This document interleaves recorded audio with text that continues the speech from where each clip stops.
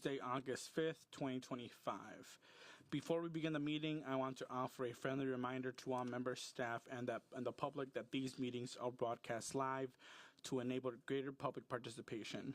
These broadcasts include real-time captioning as a further method to increase the accessibility of our proceedings to the community. Therefore, all speakers need to be mindful of the rate of their speech so that our captioners can fully capture and transcribe all comments for the broadcast. We ask all speakers to moderate the speed and clarity of their comments. At this time, I'll ask the clerk to call the roll to verify the presence of a quorum. Councilmember Payne. Present. Wansley. Present. Rainville. Present. Vita. Present. Ellison. Here. Osman. Present. Cashman. Present. Jenkins is absent. Chugtai. Present. Koski. Present. Palmisano. Present. Vice Chair Chowdhury is absent. Chair Chavez. Present. There are 9 members total. Let the record reflect that we have a quorum. Today, we will be receiving comments related to immigration enforcement in the city. If you would like to comment, please sign up with the clerks and grab a number. Each person will get 2 minutes to speak or comment, and our clerks can also accept written comments as well. I'll begin with reports of our standing committees before we take up our agenda items. We will first begin with the Administration and Enterprise Oversight Committee, chaired by Councilmember Wansley. Thank you, Chair Chavez. The Administration and Enterprise Oversight Committee is bringing forward 15 items. The first is gift acceptance from the Mayor's Innovation Project for travel, lodging, and conference registration and meal expenses for Amanda Harrington to attend the Mayor's Innovation Project Summer 2025 meeting in Albuquerque, New Mexico from July 30th through August 1st. Second is a gift acceptance from the Big Cities Health Coalition of registration, lodging, transportation, and meals and incidentals for Heidi Ritchie to attend the BCHC hosted visit to the Centers for Disease Control in Atlanta, Georgia from December 8th through the 10th of 2025. 3 is a gift acceptance from the Illinois Environmental Health Association of Transportation and Lodging for Adam Cullahar to attend the IEHA Annual Education Conference in Oglesby, Illinois from November 5th through 6th, 2025. 4 is a gift acceptance from the National Association of County Health Officials of Registration, Hotel, Airfare, Meal, and Transportation for Damone Chaplin to present at the National Association of Local Boards of Health Annual Conference in Savannah, Georgia from August 5th through 8th, 2025. 5 is a contract with BRI Parent, Inc., Benefit Resource LLC for COBRA Administration Services. 6 is a contract with the Regents of the University of Minnesota for bench scale ozone testing research. 7 is a contract with Hagen Christensen and McWin Architects PA, HCM Architects for architectural and engineering design services. 8 is a contract amendment with UKG Chronos Systems LLC for providing timekeeping and scheduling services software. 9 is contract amendments with Emerge Communities LLC and American Indian OIC for workforce development services. 10 is a license agreement with Metropolitan Council for the Metro Pass program. 11 is a bid for West 44th Signal and ADA improvements from Thomas & Sons Construction, Inc. 12 is contract amendments with multiple agencies for the 2025 Community Outreach and Safety Program. 13 is contracts with Restoration, Inc. for 2025 Minneapolis Strategic Outreach Initiative Services. 14 is contracts with various vendors for the 2025 through 2028 Violence Prevention Services for Neighborhood Safety Department, and the amount not to exceed $3.1 million in total. And 15 is a contract amendment with Canopy Roots LLC for Behavioral Crisis Response Program Services. And with that, I will stand for any questions. Thank you. There are no questions. I'd like to announce that we've been joined by Vice Chair Chowdhury. And next up, we have the Business, Housing, and Zoning Committee, chaired by Councilmember Osman. Thank you, Chair Chavez. The Business, Housing, and Zoning Committee will be bringing 12 items to the full council. Item 1 is approving a liquor license for Lucky Shots Pickleball Club. Item 2 is approving a liquor and 2 a.m. license for La Donna.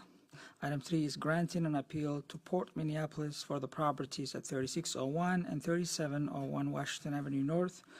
Item 4 is approving 4 liquor license. Item 5 is approving 26 liquor license renewals. Item 6 is approving 1 gambling license. Item 7 is approving rezoning application from 1600 West Lake Street LLC to rezone properties located there. Item 8 is approving rezoning application from West Sam Sandball to rezone the properties at 2900 Clinton Avenue. Item 9 is authorizing ownership and opportunity fund loan to Plymouth Academy. Item 10 is authorizing consent to a lease assignment to Life Source Donation Services. Item 11 is authorizing a temporary construction easement for 1005 West Broadway to be in conjunction with the demolition at 1001 West Broadway. And lastly, item 12 is accepting and authorizing a grant from the U.S. Housing Department. With that, I will stand for any questions. Thank you. Thank you. There are no questions. Next up, we have the Climate and Infrastructure Committee, chaired by Councilmember Cashman. Thank you, Mr. Chair. The Climate and Infrastructure Committee is bringing forward 6 items this week. Item 1 is authorizing acquisition of easements from Little Earth Residents Association. Item 2 is authorizing an agreement with BNSF Railway for the 27th Avenue Northeast Railroad Crossing Improvement Project. Item 3 is approving a block event permit for the Downtown Minneapolis Street Art Festival, which will be August 9th through 10th. Item 4 is authorizing an MOU with BNSF Railway to store emergency response equipment on city property. Item 5 is adopting a report designating the 2026 citywide streetlight operations fee assessment and setting a public hearing for September 30th for those assessments. Item 6 is adopting a report designating the 2026 citywide street maintenance assessment and setting a public hearing on the same day, September 30th, for those assessments. And I'll stand for questions. Thank you. There are no questions. And lastly, we have the Public Health and Safety Committee with the Vice Chair, Councilmember Wansley. Thank you, Chair Chavez. The Public Health and Safety Committee is bringing forward 4 items. The first item is a passage of ordinance related to earned sick and safe time updates. This came out of committee without recommendation. Item 2 is authorizing a grant acceptance from the Minnesota Department of Health for a public health response sustainability grant to support local response to emergencies. 3 is approving an appointment to the Public Health Advisory Committee. And 4 is authorizing a memorandum of understanding with Augsburg University and the Aurora Center for a DOJ grant-funded project for prevention and intervention of sexual assault, domestic violence, stalking, and human trafficking. With that, I will stand for any questions.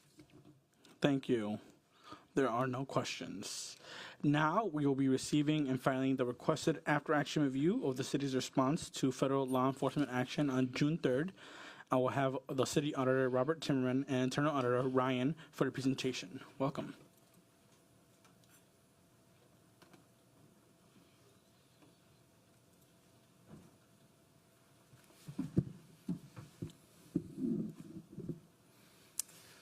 Thank you, Chair Chavez. Council members, as Chair Chavez introduced, I'm Robert Timmerman, the City Auditor, and I'm here today with Ryan Franson, one of our community safety auditors, to present the results of the limited scope review that we did on the city's response to federal law enforcement action that occurred on June 3rd, 2025. In brief, we will be going over why Audit was asked to perform this review and the benefits of having an independent and objective body do so. We will talk about what happened on June 3rd, 2025. We will cover the objective questions that we tried to answer in our audit. And we will outline also what we did as a part of this review. And then finally, we'll cover some of the recommendations that we've developed for the council to consider, but also for the administration to consider. We'll make sure to leave time at the end for questions. So why the city auditor? It is my duty as the city auditor and my obligation to conduct examinations of city operations to improve the management of city policies, functions, and programs. Our office does so in a manner that is independent and free from interference or undue influence that might adversely affect our opinion. My personal mission since starting in February, which I've broadly shared since then,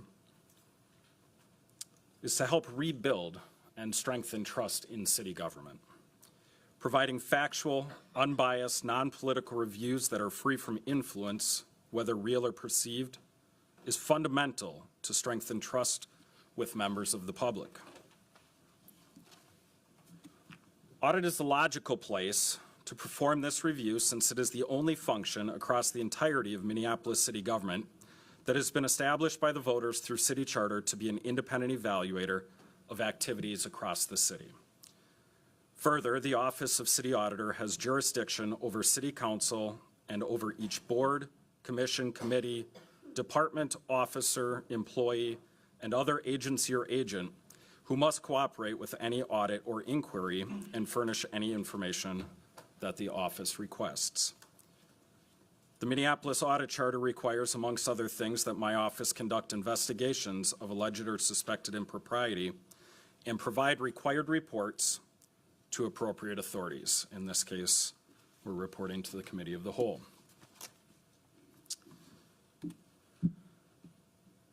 By ordinance, the Office of City Auditor adheres to two sets of auditing standards: the Institute of Internal Auditors Global Internal Audit Standards, as well as the GAO Government Auditing Standards. I bring these with me to every meeting I come to show you that it's not just words, but actually standards that we follow. Both sets of these standards assert independence and objectivity to be the zenith of audit principles. Additionally, independence and objectivity have been heavily incorporated into the language of the City Charter, Code of Ordinances, and Audit Charter. Our office is apolitical and independent from influence from the administration, City Council, and any other body or individual.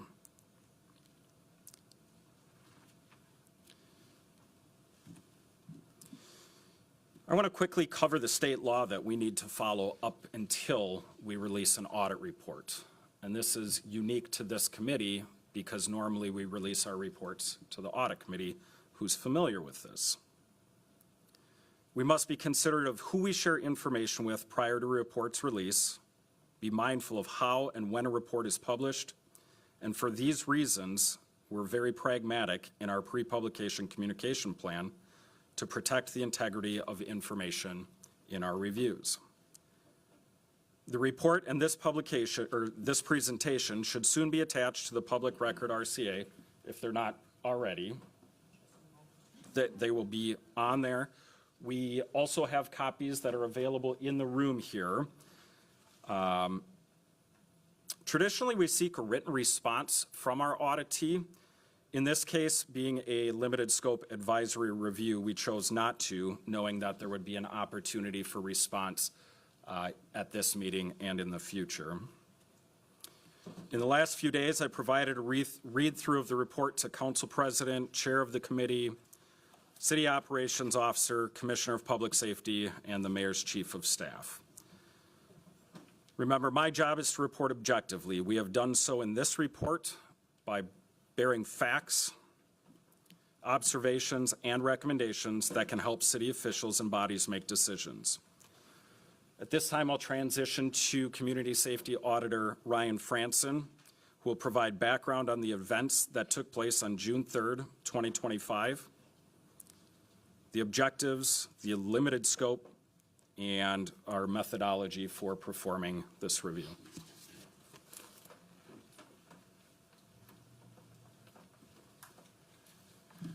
How are we doing on volume here? I'm super tall, so I just want to make sure you can hear me. Good? Okay, cool. Thank you, City Auditor Timmerman. My name is Ryan Franson. I'm a Community Safety Auditor with the City Auditor's Department. I do know some of you. It's nice to meet everyone, finally. I'm going to go through the background first. So federal law enforcement presence on Bloomington and East Lake Street outside Taqueria and Birria Las Cuatro Milpas. MPD asserted that they were not assisting federal immigration enforcement. Observers experienced a militarized presence, and federal agents adorning ICE, DHS, and HSI insignia. Community concerns quickly escalated, especially surrounding the mayor, chief of police, and MPD's overall response. On June 5th, the City Council unanimously requested this independent review, and on June 9th, the city editor agreed to perform a limited scope advisory service review. At a base level, we found no record of communication regarding the federal action before 9:57 a.m. on June 3rd, 2025, when federal agencies were already present on scene. City officials learned of the federal action as events unfolded. FBI and DHS did not specifically request MPD assistance with crowd control until 11:14 a.m. Computer-aided dispatch, body-worn camera footage, and police reports all corroborate this timing. In front of you is a condensed timeline of the events. I'll read through some of these. So again, at 9:57 a.m., MPD was made aware. It was called out over computer-aided dispatch, and at 10 a.m., the chief was made aware. At 10:45, the mayor was made aware, and at 11 a.m., the mayor's office convened a situation call and learned that this was not an immigration action. At 11:14 a.m., FBI requested MPD assistance. Around 11:30, MPD officers arrived to assist. Some officers did arrive a little bit beforehand on an individual basis, but broadly speaking, they arrived around 11:30.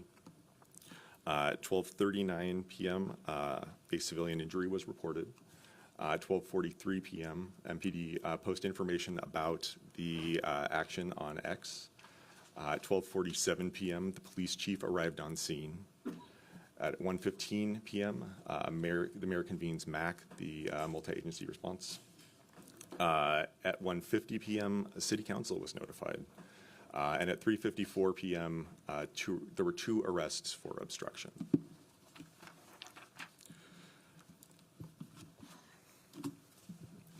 And then we also took a bit of a look into some of the events that occurred after June 3rd, 2025. Some of those include a press conference for Operation Safe Summer on June 4th, where the mayor and chief of police answered questions and made statements about the action on June 3rd. On June 5th, as previously mentioned, City Council requested this review, and on the 9th of June, it was accepted by our office. Also, on the 9th of June, Assistant Chief Blackwell sent a memo to MPD staff with guidance for conduct when working with federal law enforcement. On June 10th, the U.S. Attorney's Office shared some information about the investigation that took place on June 3rd. On June 23rd, Assistant Chief Gators provided an overview of the separation ordinance to the Administration Enterprise Oversight Committee. And on July 8th, the Minneapolis Emergency Management Department provided training to City Council on roles during an emergency. So getting into the review objectives. The ask from Council was to respond to the community concerns and provide the public and the City Council an independent report and analysis on communications and actions taken by the city and MPD staff up to, during, and immediately after the incident. Some additional objective questions that we looked into were, did any city official have prior knowledge of the federal enforcement action on June 3rd? Were statements made to the public by the mayor, chief of police, and city council members truthful? Was the city's commitment to remain resolutely independent of any immigration enforcement breached? Did the city violate its separation ordinance? And then a bit about the methodology. We reviewed, amongst other things, we reviewed police reports, computer-aided dispatch records, body-worn camera video, official communications from the city to the public, social media posts, and communications between city officials. I would like to note, city officials and staff were super cooperative at every point during this investigation, whether it came to us asking questions, requesting informations, or making meeting requests. And then a little bit more continued. In our report, we established a factual timeline of events and communications, a piece of which we just went over in this presentation. We compared MPD's response to separation ordinance requirements. We documented how the city has responded since the events of June 3rd, 2025, and assessed some areas of improvement and other considerations for city leadership. And I will now hand the presentation back over to City Auditor Timmerman to discuss our observations and recommendations. Thanks very much. Welcome. Thanks, Chair Chavez, council members. We'll move into the observations and recommendations section. City officials did not have prior knowledge of the federal law enforcement action. That was one of the objective questions early on that we wanted to learn. We found no record, as Ryan said, we found no record of communication regarding the federal action before 9:57 a.m. when federal agencies were already on scene. City officials learned of the federal action as events unfolded. FBI and DHS did not ask for MPD's assistance until 11:14, and there is no body-worn camera video at the scene of the federal action prior to 11:17. The reason we share that is to confirm the information as far as timing and who knew what and when. Our next observation does have a recommendation. The observation is that statements made by the mayor's office and city council members on June 3rd, 2025 were truthful. We verified statements to be factually accurate at the time they were said or otherwise communicated. We do, however, hold space for differing viewpoints and interpretation of the events that were unfolding. The observation here is the city administration did not notify the city council of transpiring events for nearly 4 hours, causing an information void that led to speculative communication. Some city council members made social media posts while events were unfolding and prior to official information being communicated to the council. Federal agents concluded their enforcement actions and left the scene before the full council was even formally notified. Council members were left with a void of information and an urgency to respond to constituent concerns. Our recommendation is that the City Council and the Mayor's Office develop communication sequencing protocols to notify council leadership during incidents of great public interest, especially those that could lead to civil unrest. I wanted to highlight a few items from the presentation. I just read that council members were left with a void of information.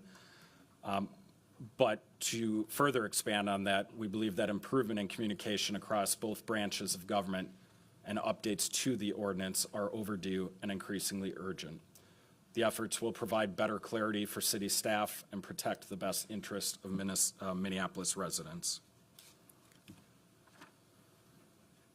All right, moving on, the city did not violate the separation ordinance. This incident demonstrated a need to better prepare a united response to a real or perceived federal immigration action. We observed that city administration worked together for a supportive response on June 3rd. City administration and the mayor's office convened MAC, as Ryan stated, to collaborate on how best to move forward and communicate the event internally and to the public. Overall, the city's response was coordinated and executed within the parameters of current city policy and ordinance. Communications were drafted and distributed, and response was coordinated in a collaborative manner.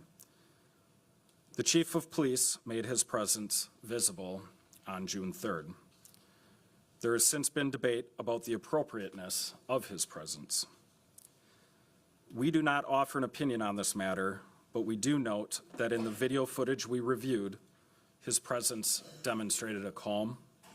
He provided information to members of the public and repeatedly explained that law enforcement was not there related to immigration enforcement. We learned from the 911 staff that the Community Safety Commissioner, Todd Barnett, visited the Minneapolis Emergency Communications Center numerous times throughout the day to stay apprised of the developing situation. So, again, the city administration should include expectations for the Minneapolis Police Department in their emergency management planning for when a real or perceived federal immigration enforcement action is identified. we talk about the separation ordinance not being violated, and we'll get into what the language of the existing separation ordinance is here in a moment. On the screen, we've pulled 3 key items from the Minneapolis Code of Ordinances, Title II, Chapter 19, which is colloquially known as the separation ordinance. Section 19.30 is the section specific to public safety officials, and A1, A3, and A4 being most relevant to this review. Regarding Section A1, Minneapolis Police Department officers did not undertake any law enforcement action for the purpose of detecting the presence of undocumented persons, nor to verify immigration status. There is no indication that MPD questioned any people about their immigration status, and officers were not directly involved in the operation taking place. A3, MPD officers did not question, arrest, or detain any persons for violation of federal civil immigration laws. 2 persons were arrested by MPD later in the afternoon after federal agents had already left the area. These people were arrested for obstruction, and immigration status was not a factor in arresting or charging. Section A4, Minneapolis Police Department officers assisted federal law enforcement officers with crowd control. In response to calls from DHS and FBI, as previously noted, according to a federal statement, as noted in a federal statement made by the U.S. Attorney's Office of the District of Minnesota, the search warrants that were being executed by the federal law enforcement officers were related to narcotics, money laundering, and human trafficking. I say this lightly because nobody knew that at the time. The criminal investigation, according to their statement, was conducted by the FBI, HSI, DEA, IRS, ATF, USMS, and Hennepin County Sheriff's Office, not the Minneapolis Police Department. Based on available information, we found that the actions taken by MPD fall within the stated permissions listed on this slide. There's additional analysis in the report that's been released today related to Minneapolis policy. We also did not find any indication that officers violated policy. All right, moving on to the separation ordinance as a whole. The ordinance was first adopted long before the creation of ICE, and it has not been updated significantly since its adoption in 2003. We recommend that the City Council review the separation ordinance to consider potential updates.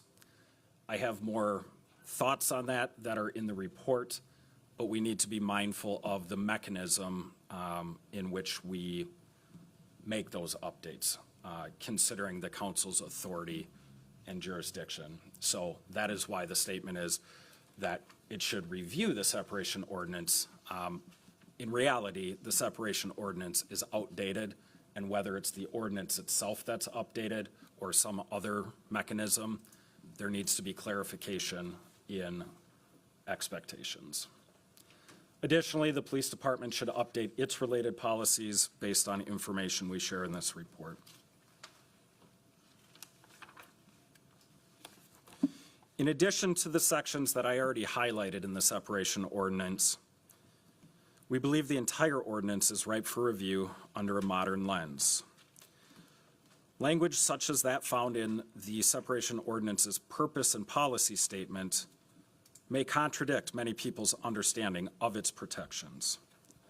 That statement reads, "The city works cooperatively with Homeland Security, as it does with all state and federal agencies, but the city does not operate its programs for the purpose of enforcing federal immigration laws."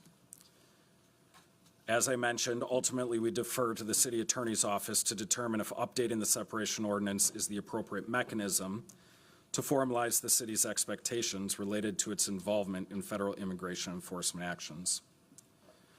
Federal immigration enforcement tactics have changed dramatically since the adoption of this ordinance in 2003. Improvement in communication across branches of government and updates to the ordinance are overdue and increasingly urgent. These efforts will provide better clarity for city staff and protect the best interest of Minneapolis residents.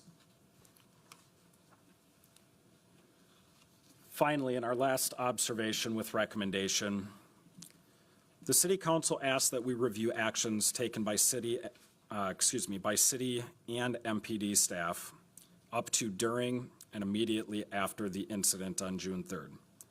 As a part of our review of communications, media, body-worn camera, and other evidence, we found that 3 city employees in the legislative department participated in demonstration activities. Nuances exist that did not lead to a clear violation of the city's code of ethics. We bring this to your attention as a recommendation for the City Council to consider what it deems to be allowable employee activities related to demonstration and peaceable assembly. We also recommend considerations be given to the following questions, which I've also included in the report. Is the employee appointed? Is the employee FLSA exempt? Is the employee on their own time? What defines their own time if FLSA exempt? Has the employee otherwise broken the law? Are they representing themselves as a city employee? Did they behave in a violent manner? Was the employee on work property? Did the employee damage trust of the employer? Did the employee disrupt city operations?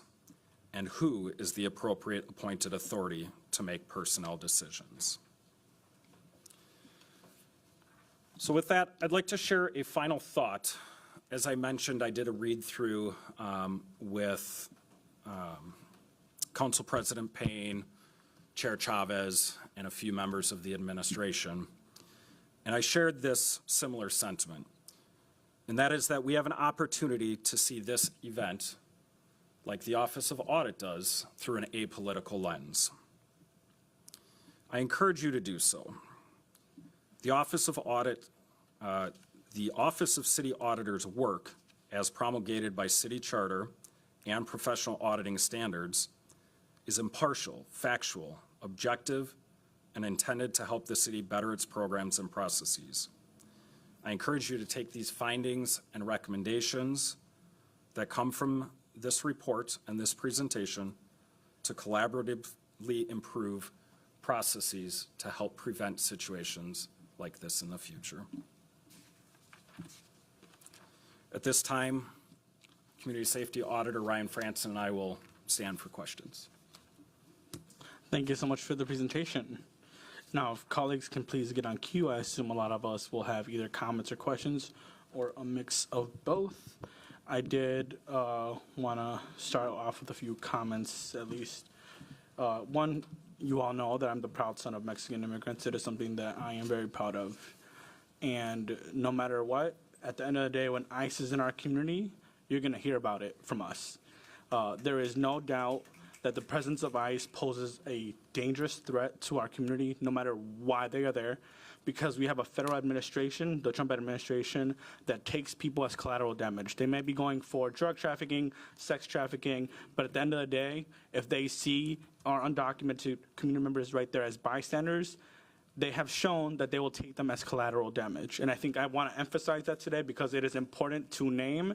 And what I have seen after June 3rd, it has been a sanitization of the experiences that undocumented immigrants have faced in this city, and it perpetuates racism, quite frankly. So I at least wanted to mention that today. On June 3rd, 2025, our community in South Minneapolis on Lake and Bloomington experienced trauma, experienced pain, and an escalation by the federal government. I'm going to repeat that again. The escalation was from the federal government. They were sending a message to the community here in South Minneapolis. There were armored vehicles, hand ties out in the public. What were they doing with hand ties on Lake and Bloomington? We have federal agents with face coverings, federal agents carrying assault weapons, militarized law enforcement with face coverings, and what seem to be these big armored vehicles on Lake and Bloomington. This was an operation carried under the Homeland Security Task Force, and to be clear, included ICE being present and MPD on site. This happened in a corridor that is largely on a large immigrant community, a large diverse community, and I want to be very clear to the community here today and that is listening in the public. If we as a community do not question federal agents and instead allow them to come into our city the way that they did, we are telling our community members that are immigrant that they do not matter and that we are not taking their safety seriously. I also want to level set on the real reason that we are here today. The goal was never to find out whether the city violated its separation ordinance, which, to be clear, allows for collaboration with Immigration Customs Enforcement. It's not a strong ordinance, it's pretty weak, but rather how the city responded, why MPD was next to ICE agents, which I will repeat again, MPD was next to ICE agents, and why our city broke the trust with our immigrant community, and why the city council was left in the dark during this operation. That should be talked about. It does not matter what the raid was for because we know that the federal government is ready to disappear people as collateral damage, point blank and period. And as I said now and what I said then when this first happened, the separation ordinance did not protect our community. It's not a strong ordinance. The separation ordinance failed the community that we represent. And I look forward to working with my colleagues up here as we already introduced the notice of intent. It's been referred to committee to make sure that we have a strong separation ordinance that says that ICE is not welcome in our community. I also want to acknowledge the times that we are living in and the fear that our community is experiencing. Many people have privilege in the city. Some people will never have to leave school wondering if their children are not there, or children will not have to go home wondering if their parents are going to be home taken by ICE. You don't have to worry about the call that you get that your parent has been taken from the work site, or you don't know what it feels like to have your family separated from Immigration Customs Enforcement. And that's the privilege that I have seen and the talking points that I have seen since June 3rd. Sanitizing that ICE was in our community, that these brown folks need to calm down and pretend that we shouldn't care that ICE was in our community. No, we care. Because the moment ICE is in our community, we're gonna tell our community that they are there. Because we are not going to accept collateral damage. We are not going to accept bystanders being taken by a rogue agency that does not care to protect our undocumented community who help run this country. The report, after reading it, it talks about that ICE agents were present for this federal action. And I'm going to repeat that because I know there's questions about that. ICE agents were present for this federal action. Anyone who says that we should not be spreading awareness that ICE was present is complicit with the out-of-control Trump administration. And anyone who said that elected officials spread misinformation should retract their statements. First off, this report proves that comments of misinformation were false, and I will publicly ask the chief to please retract his statement again. Secondly, putting the escalation on community members and on those who showed up sanitize what actually happened in our community. The highly militarized federal enforcement action with poor and late communication from the mayor's administration to the city council and to the community was irresponsible, lacked cultural competence, and it perpetuates and normalizes systemic racism of who matters and who does not. City communications records show that the full city council was notified through official city channels at 1:50 p.m., nearly 4 hours after the chief was notified, and 3 hours after the mayor was notified. Should the public have been told that information in a timely manner, the situation would have unfolded differently. Would you and to the public want to know that the city, your city council members were officially notified that much time later? I don't think you would. The report even says that council members were left with a void of information and an urgency to respond to constituent concerns. Emails between constituents and council members who were on the scene showed broad support and gratitude for their presence. Many of us showed up on scene, hearing the stories of our constituents after receiving calls, emails, you name it, because they wanted us to see firsthand how our constituents were treated. And if it wasn't for many of us showing up, folks would have never known that ICE was present in our community, and that presence would have been sanitized, to be very clear. We now know that the city of Minneapolis was first made aware of this action at 9:57 a.m. on June 3rd. Homeland Security Investigations was cited, and that should have been, to be very clear, an immediate red flag and an immediate reach out to the community, council members, and immigration justice advocates. I proudly represent the 9th Ward. I proudly represent Lake and Bloomington. It is home to a large immigrant community, and the fact that there was no communication after knowing about this before 10 a.m. is alarming, to be very clear. Why is it that we don't find formal communication until after 1 p.m.? That's irresponsible. We should never leave people in the dark, and that needs to be addressed. And I hope that's what we can address in the separation ordinance.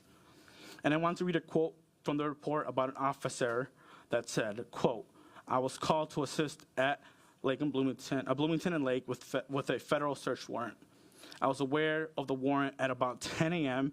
and that federal agents were in the area," which I need to get more clarification on that, so maybe that can get answered later, because that's confusing based on what the chief said, which was requested. He said that there was a request to respond more than an hour after it began, solely to assist with public safety and crowd control de-escalation, which is confusing because someone found out, I guess, before the crowd formed, and that just the public statements aren't adding up. So I need clarification on that. And I'll finish it with this. We've always had the opportunity to amend the separation ordinance before June 3rd. Unfortunately, when community members brought this to my attention before June 3rd about the need to strengthen our separation ordinance, I met with the city attorney's office and the mayor on a request to collaborate on strengthening it, and I was met with pushback. I hope that as a result of this after-action review, there isn't pushback to make our separation ordinance stronger, to protect our immigrant community in the city of Minneapolis, and to ensure that there is accountability following through. I believe that now we can work together, change course on how we're going to do this work, but I want to be very clear, as I mentioned earlier in my comments, the separation ordinance did not protect us. The separation ordinance is not strong enough. It allows for collaboration with ICE, and it continues to perpetuate the city council being left in the dark, which is not how you create meaningful change. So I at least wanted to mention some comments. I'll have questions after, but I want to make sure my colleagues have time to speak. I'll pass it to Councilmember Cashman. Thank you, Chair Chavez, for all your spot-on comments and also for being there that day. I know it builds a lot of trust in community for the council members and council staff and other community members who were there that day to really put their bodies on the line to protect our immigrant community. So thank you to everyone who was there to stand up for our Minneapolis values.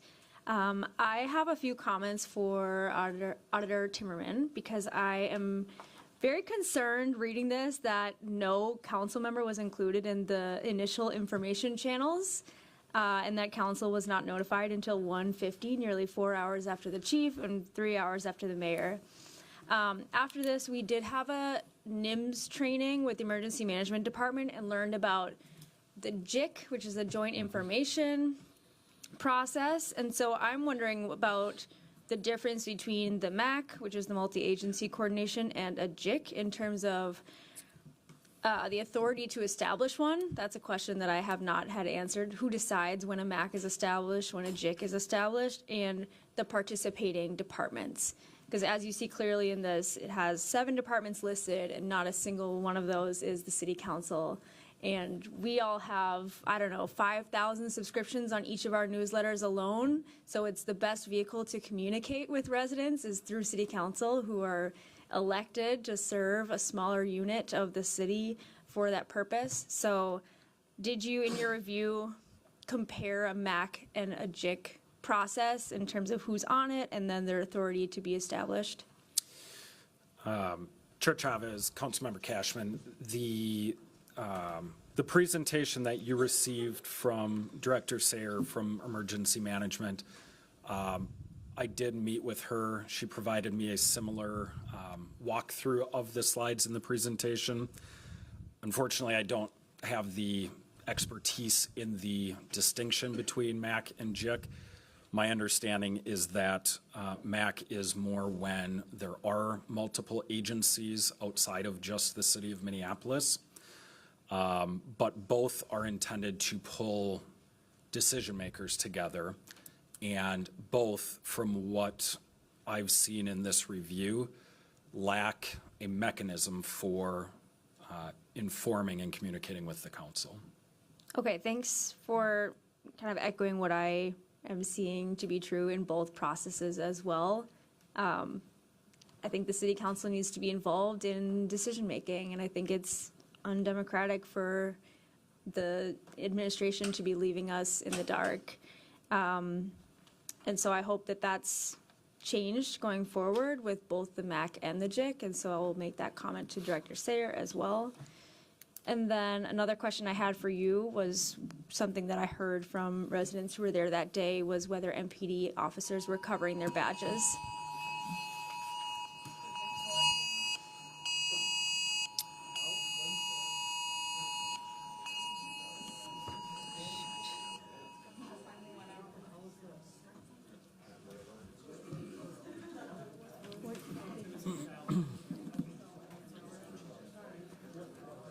You may proceed, Councilman Cashman.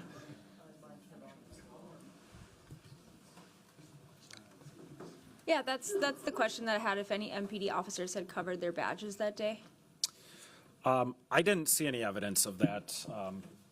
I know that Ryan looked at the body-worn camera and would have a better understanding. Chair Chavez, Councilmember Cashman. I did review a lot of both still images and body-worn camera video from that day. Over the course of that review, I didn't see any instances of Minneapolis police officers covering badges, or I didn't see that in any images. I think that it's, of course, a valid concern. It's been an issue in the past. I also heard a number of times where someone was asking an officer for their badge number, and they did provide it to people. So it's something that we didn't see over the course of the review, but is difficult to verify without, any amount of doubt, because there was a lot going on that day. I do think that there could be quite a bit of confusion. I mean, I think one of the more concerning elements of the action in general were the variations of uniforms, face coverings, non-face coverings, badges, patches, those kinds of things. I think that can lead to a lot of confusion about who might be who. But again, it was not something we saw directly. Okay, thank you. Thank you, Chair. Thank you. I believe that Councilmember Austin was on queue and then somehow jumped off. Yes, Please proceed. go ahead. Yes. Well, thank you, Chair Chavez. As an immigrant council member who, every day hear about people being snatched from the court appointments and from the community. What happened on June 3rd was very harmful. It was confusing. And I think what Councilmember Jason Chavez mentioned was that the community that live here every day. Obviously, federal agency shows up with military gear in a very diverse neighborhood, and throwing people on the ground and having machine guns and so on. So people are fearful. But just coming back to the audit and the response, and I'm glad it's very clear. And I really want to mention that I'm glad the city did not violate the separation ordinance. Our law enforcement police officers did not violate any of the city policies that we have. And I really want to, mention that the chief continued to tell folks that, and put out a statement about how MPD will continue to follow the ordinance and how they will not work with ICE. I received that from him many times. He brought his statements many times, and he was out there calming folks down and continue to communicate. So it's really, I'm glad that the chief came out and say that, and his officers and MPD did not violate those, any violation on when it comes to, they did not assist ICE. And it's great to hear that. That assures me, a lot of concern that I had. And I just want to mention that, it's a great thing for me to hear that MPD did not violate. Chief continued to communicate with us, communicate with the city and with the immigrant community that he will not assist ICE, and that is true. I do want to say that the ordinance is really not protecting who needs to be protected. Even this morning, I had an individual who has an appointment saying that, hey, I have an immigration appointment. Should I go? And I was like, I'm not a lawyer, but most people are not coming back. And that is the fear of the community that we're facing. So it's obvious that as a council members who represent the community, who speak the language, who the community trusts, we should be able getting communication. We should be able, especially Councilmember Jason Chavez should have got the first call when the mayor team were gathering and putting that information together and just communicating with that, because he is the voice. He's the first one they hear from. We are the first one our residents hear from. And in that kind of condition, that kind of situation, it's very disappointed to see administration did not, failed. That leadership did not let us know nearly 4 hours later. And I'll tell you this, we have learned through the 2020 civil unrest, a lot of misinformation is out there. Who do you trust? And that is when we trust our leaders to communicate as effectively with us, to let us know what's happening. But I'm really glad this report clearly states the city did not violate any law, any our policies, and I'm glad to hear that. And props to the chief and his team. Thank you. Thank you. Next up, we have Vice Chair Chaudhry. Thank you, Chair Chavez. First of all, I want to acknowledge the members of the community who are in our chamber today. And for those that are following along online, our chambers are packed. There are many individuals from our community in the overflow, which just showcases how important the issue of protecting our immigrant community and taking care of our neighbors and ensuring that the city of Minneapolis is resilient, like how important it is to our community. So just thank you so much for being here. Thank you so much for caring. Thank you so much for all of the outreach that you have done to my council office, to others on June 3rd and every day before and every day after. It really does matter. Our job is to represent our constituents and take the needs of our constituents, the concerns of our constituents, and work towards making sure that it's reflective in the legislation that we create, the budgets that we make determinations for, and the oversight work that we do. And that's why we felt really important to request that this after action review. We believe that our community deserves to see what happened transparently and deserves accountability, and the city of Minneapolis clearly through this after action review has some major gaps in terms of being resilient when it comes to a increasingly hostile federal government. What happened on June 3rd, I think Councilmember Chavez did a great job of sharing how important it is to not sanitize what happened. And so in the spirit of that, I think is really, really important to continue to share that on a densely immigrant corridor on Lake Street, we saw armored vehicles, heavily militarized federal agents, ICE, HSI. We saw individuals with large weapons, and for us in the city of Minneapolis, that is deeply traumatizing because we have been through that experience before, and deeply traumatizing for our immigrant community.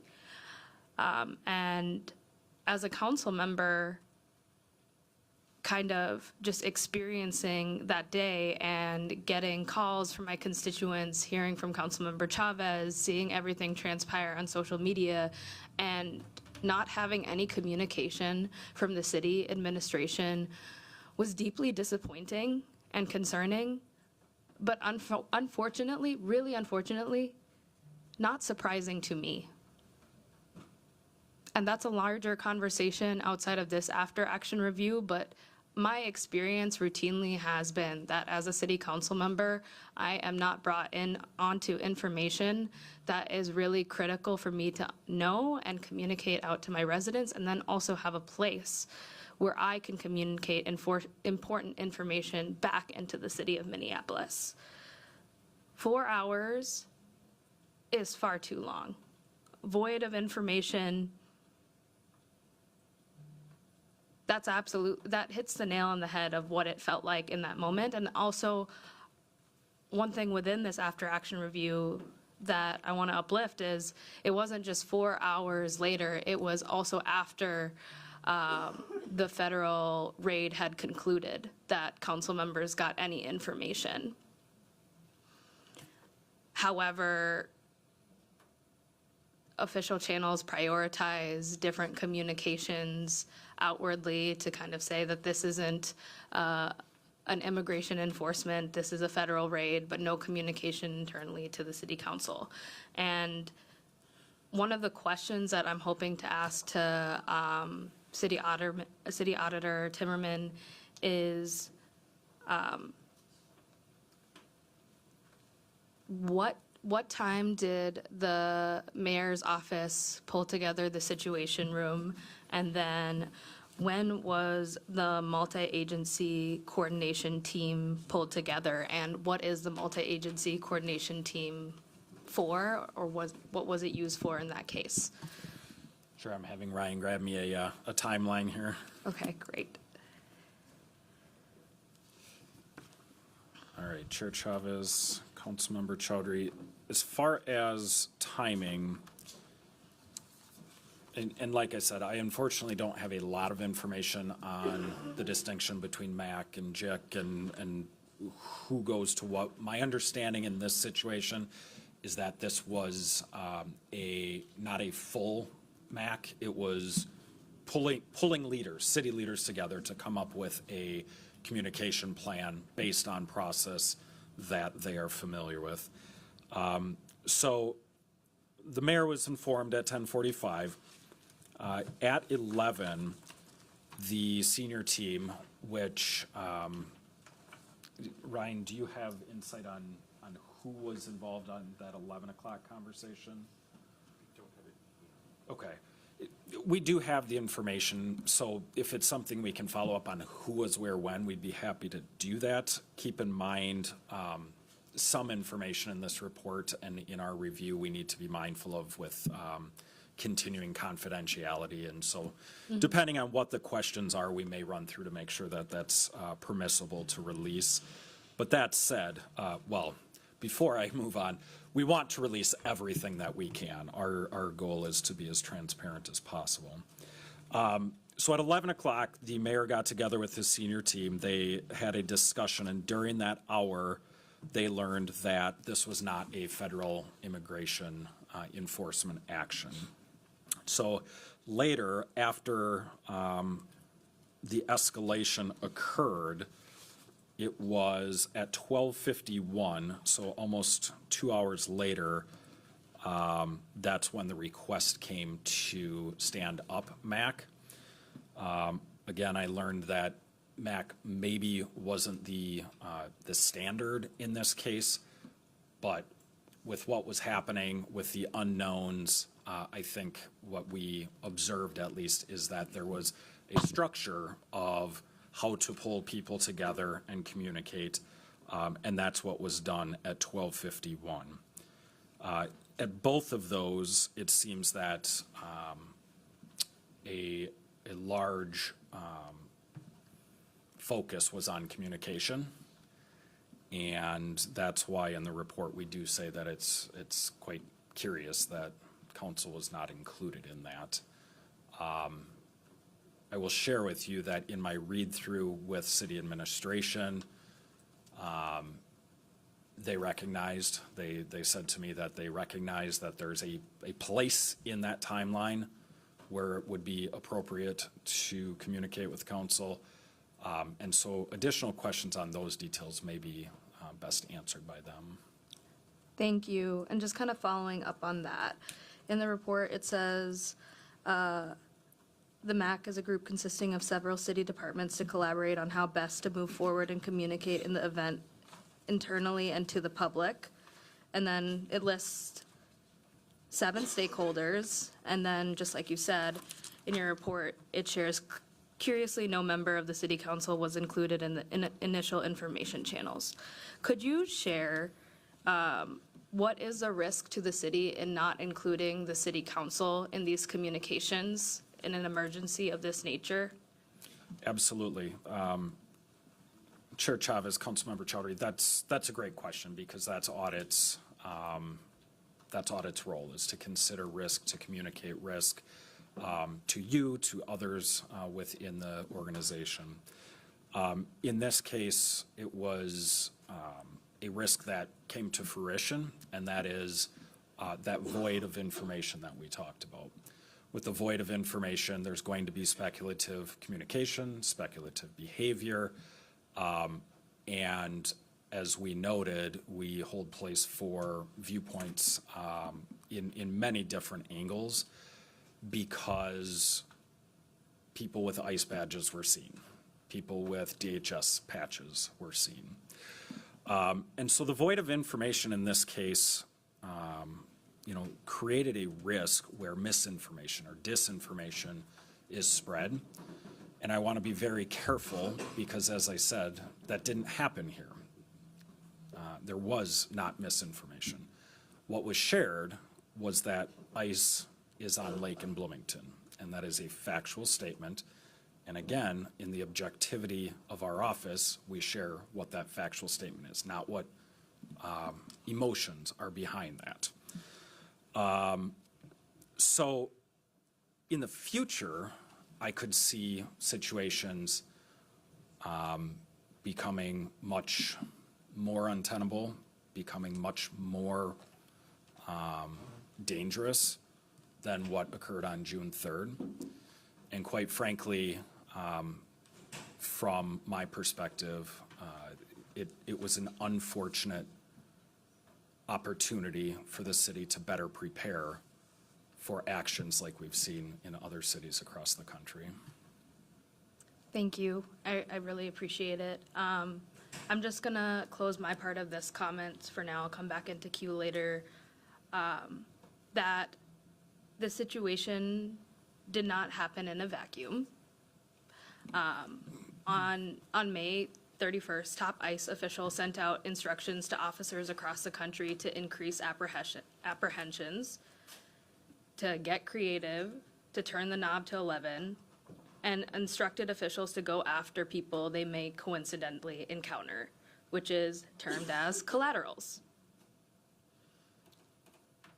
Following the day after June 3rd, June 4th, it was reported that a record was set by ICE for the highest amounts of arrests in a single day in the United States. That is absolutely striking. And that is something that I hope we continue to bring forward and uplift, because this administration and the way that ICE operates is not going to operate in a good faith fashion where they're going to tell the city of Minneapolis, hey, we're doing an immigration raid today. If HSI, if ICE, if any federal agencies are on the ground with clear instructions to do collateral arrests, the risk is there, and the city of Minneapolis, quite frankly, is not prepared for it. And unfortunately, this void of communication, I would name as a risk, created a risk for our constituents because we were not able to adequately share out what was happening. And I'm grateful to the council members that were out there. I am grateful to the neighbors who documented and shared information. And I'll just say, like, the role of the city council in a council member in moments of emergency is to be a liaison to the community. We are charged with representing about 34,000 to 40,000 people. It is our job in an emergency to communicate with our constituents and communicate what our constituents are seeing back to the city of Minneapolis, so we are resilient in these moments. Thank you. Next up, we have Councilmember Vita. Thank you, Chair Chavez. Thanks for the presentation. I think we are all concerned on this council and in the mayor's office about how we move forward, and that's why I was happy to vote for us to have this after-action report. But I do have some questions and some comments. The first thing is I just want to be clear that I don't think anyone said ICE wasn't present. I think after being notified that ICE was there, we all thought that. But I also think getting verified information takes time. It's not a quick thing. I had someone reach out to me from my ward who was concerned, and I said, let me call you back later. I don't know what's going on. It's going to take some time. When I went on social media to see what was happening, I did see council members there, and I thought, okay, we had a committee that day, so I thought, okay, I'll learn about what's happening from other council members. It took a while to learn what was going on, and it was communication with the mayor's office and the police department is how I learned the specifics of things. So it really does take time sometimes to get verified information and, you know, a way of communicating out to people. So I'm a little confused about the comments around not getting information, but being on the scene and like in real time and having it there. Like, so if you're there, you can communicate with your colleagues about what's happening versus the mayor who was in a meeting or whomever was with the mayor in the meeting learning from other agencies about what's going on. I really would hope that that would get better too, that council members, if they're at the scene of something, would communicate better with other council members about what's going on. That's a piece I feel like is missing too. There are people saying they were on the scene, they were there in real time and seeing what was happening, and as a council colleague, I didn't hear from them what was going on in real time on the scene. One of my questions, though, is about the separation ordinance. So even, thank you, Auditor Timmerman, even, you know, like the work we're going to do to strengthen that, that won't stop agencies from coming into Minneapolis and doing whatever, correct? Correct. So, like, I agree that it's the work of us to make sure that this is strong, but it's still not going to stop this type of behavior from happening. Chair Chavez, Councilmember Vita, you are correct. The city can only set expectations for its own operations, its own staff. In my mind, looking at the outdated separation ordinance, it's an opportunity for the council to document what their expectations are. And those expectations, whether it's through the separation ordinance or some other mechanism, as I explained, there's some idiosyncrasies there, but whatever those expectations are, I think we need to be in a point where the council and the administration are on the same page and know what MPD's response is going to be. Right. And they clearly articulate what that should be. Thank you. And speaking of MPD's response, at these scenes, if 911 is called, MPD has to come, right? I don't know the answer to that, but I definitely need an answer to that question because it is my understanding that, I mean, at scenes, things unfold. It's not just about what's happening. There could be something else happening. And if MPD is called, I was told they have to come to the scene. If someone there calls 911, they're coming anyway. So there will be MPD there potentially. Chair Chavez, Councilmember Vita, just to expand on that a little bit. Okay. I think the best way to frame it is that MPD did respond to this 911 call, right? So they are able to respond in any of these situations. So as the separation ordinance is written, they can and customarily do respond to requests from federal agencies or, other departments, even within the city, like Hennepin County or, an EMS department or something like that. I'm talking about citizens. Like if someone is on the scene and they call 911. Sure. MPD should come to that call. Yeah, I mean, MPD should respond to 911 calls, yes. Right. So if you have a scene, it could potentially have MPD on it because someone called 911 and said there's an emergency, or somebody driving by. It happens all the time. Somebody drives by, see a crowd, they say they think they saw what they saw, they call, and then the police is to show up. Sure, yeah, of course. There are police responses that are proactive by the police department, and there are those that are reactive to 911 calls, absolutely. That could definitely happen. Okay. And then the separation agreement and the MPD policy are two different things. And I was told after this that the MPD policy is actually stronger than the separation agreement. I would have loved to see a lot more about that in this report. Can you speak to that, please? Sure. Chair Chavez, Councilmember Vita, thank you for the question. We do, in pages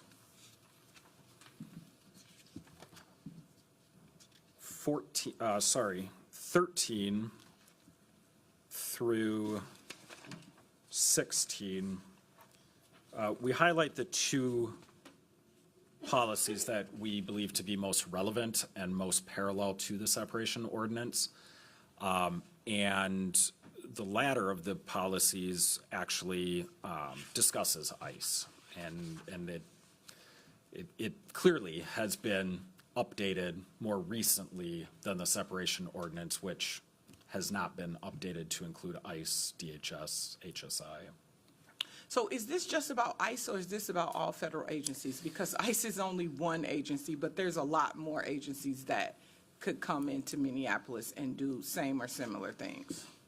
Chair Chavez, Councilmember Vita, that is a really, really good question, because you'll see on footnote 11 on page 17, the President of the United States has effectively deputized the agency heads of other executive branches, or of other executive agencies, and asked that they act in the capacity that normally you would only see from DHS.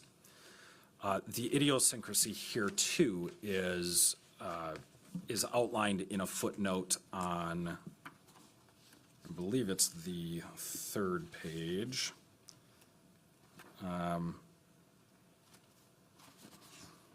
Nope. Page 6. The distinction between DHS, ICE, HSI, ERO, it's an important distinction, but it seems to me that it is this distinction that more and more is only on paper because of this deputization of others within the federal government. Thank you. I just want to close with this. This terrible moment in our city has clearly caused some division that we don't need right now. This is an opportunity for the administration, for the council, for the community to come together and figure out a plan on how we're going to fight the federal government. The plan should not be this. The plan should be us working together. I heard from so many community members that were scared because of communication coming from what I feel like is the right side of things, not just, what it could have been or what it looked like, but terrible communication. That's what we have right now. We have an opportunity to make sure we put out the right information so people are informed, so people know how to act and react and what to do. What this has done, in my ward in particular, has made people hide. I am afraid for people who are now scared to leave their houses to go get resources and certain things that they need. It wasn't before this incident. This incident made people even more scared. I heard from businesses who said, our businesses have lost so much business because of the misinformation that went out about this incident or what people thought was happening. This is a moment in which we can come together as a city, work together, make it better, ensure that immigrants in Minneapolis feel safe no matter what. It's our duty as elected officials to give out the right information, to take the time that it needs to make sure we're understanding what's happening, and so we communicate that better. I'm glad that we have this report because it shows us where missteps were. We're all responsible for this. No one is not responsible for making sure that people get the right information, that they feel. This is a huge public safety issue for our immigrant population, and it's our job to make sure that we make it better. This is not okay. It's not okay to scare people when there's bad people in the community. This ended up being a 900-pound drug raid or whatever it was. That's not okay. We don't want that in our community either. And so we got to work together here. We got to make sure we're putting out the right information. We understand, and they're never going to tell us in advance, hey, we're going to go over here in the morning and do X, Y, and Z. It just doesn't happen that way. So we have to make sure we're working together. Council, mayor, clerks, auditors, whomever. We all need to work together to ensure that people are feeling safe, and more than anything, they have the right information. Misinformation is causing so much stress and anxiety in the community at the federal level that we don't need it here.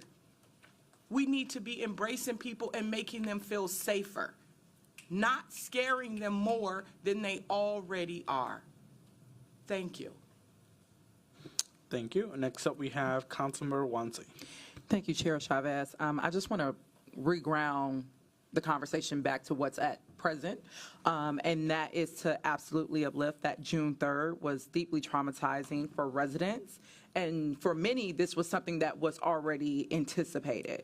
And I want to be clear that community members and some council members saw these kinds of situations coming long in advance and actually tried to work, as Councilmember Chavez highlighted, try to work proactively with the Mayor Frey administration once Trump took office in January. And I know my office received several questions from constituents about how the city would be responding from attacks on our immigrant communities.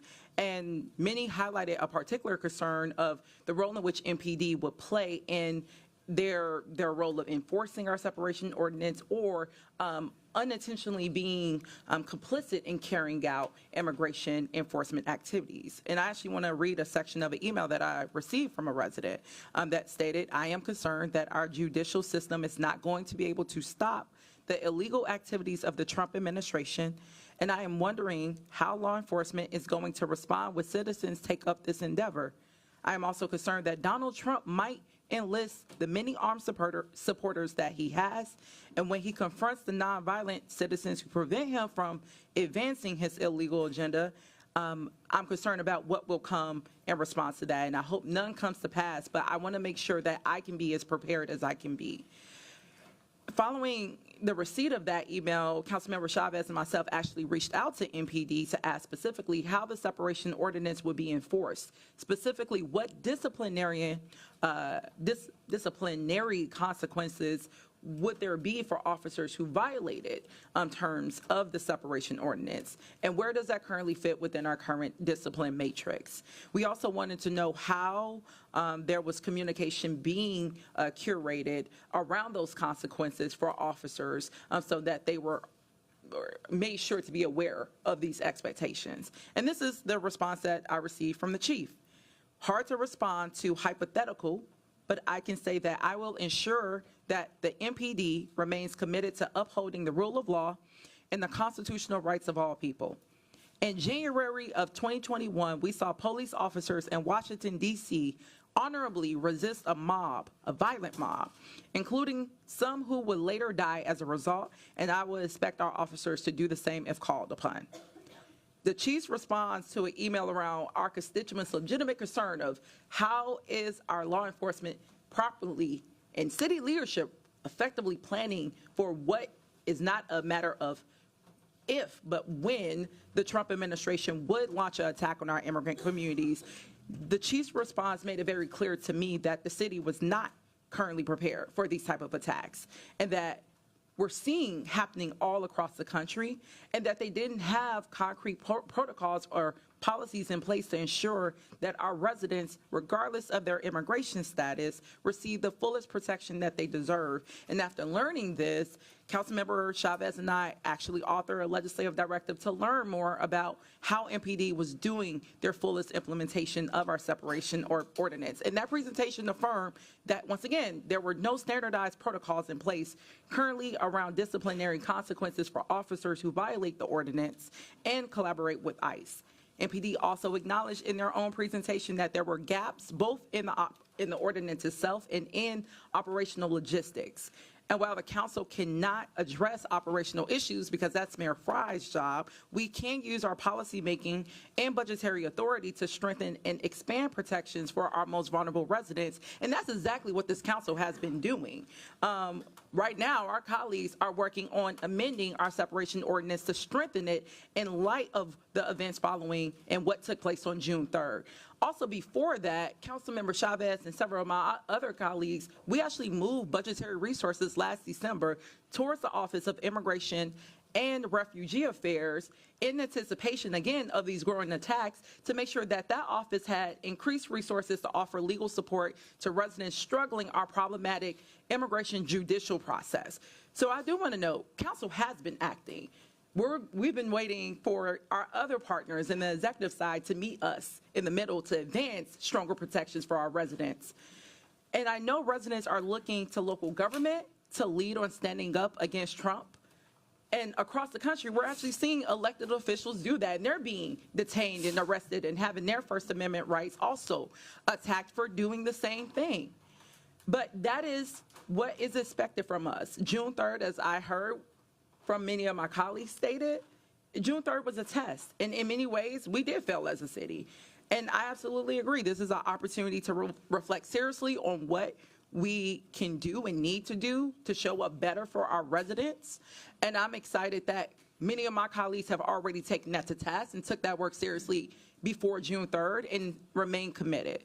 And I will also note this too, because I am actually thankful we had staff and council members on the ground on the day of. We've seen so far a continued repeating pattern with the city's administration when it comes to encampment removals, when it's come to shootings, police-related shootings of residents, where council often are the last body made aware of what is happening. Oftentimes, thank you to the Star Tribune, that is our source of learning in real time what is unfolding with the rest of the public.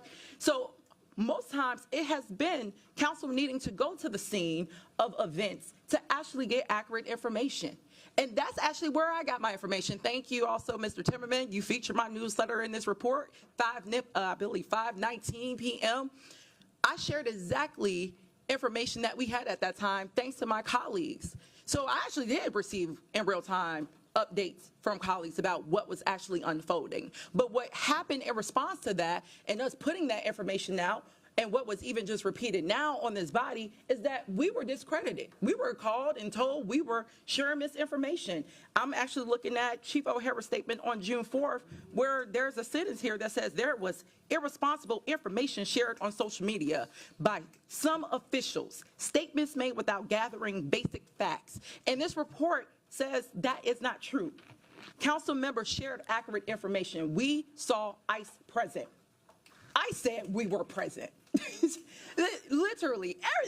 So we were discredited and attacked for actually sharing accurate information with our residents who had every right to be concerned and anxious about having military-grade vehicles in their neighborhoods at 9 in the morning, and knowing that this was coming under the orders of the Trump administration, and then seeing MPD officers be proceeded to escort these federal agents into their community to justifiably expect harm to be committed. So I just also want to put to bed, we did share accurate information, and I'm glad repeatedly it's put in this report that misinformation was not espoused by this body. We were on the scene as per usual in order to get accurate information in real time, to be in community with our residents who do look to us for leadership, and to show some level of a spine towards fighting against the Trump administration. And I am thankful for my colleagues for repeatedly doing that, regardless if it's for our immigrant communities, for our Black communities, when they're also being attacked by racist policing, or when our unhoused neighbors are facing encampment removals. Our colleagues show up time and time again alongside our communities, and I am so grateful for that type of leadership, and that's the leadership that's going to be needed in the current times that we're in. So thank you.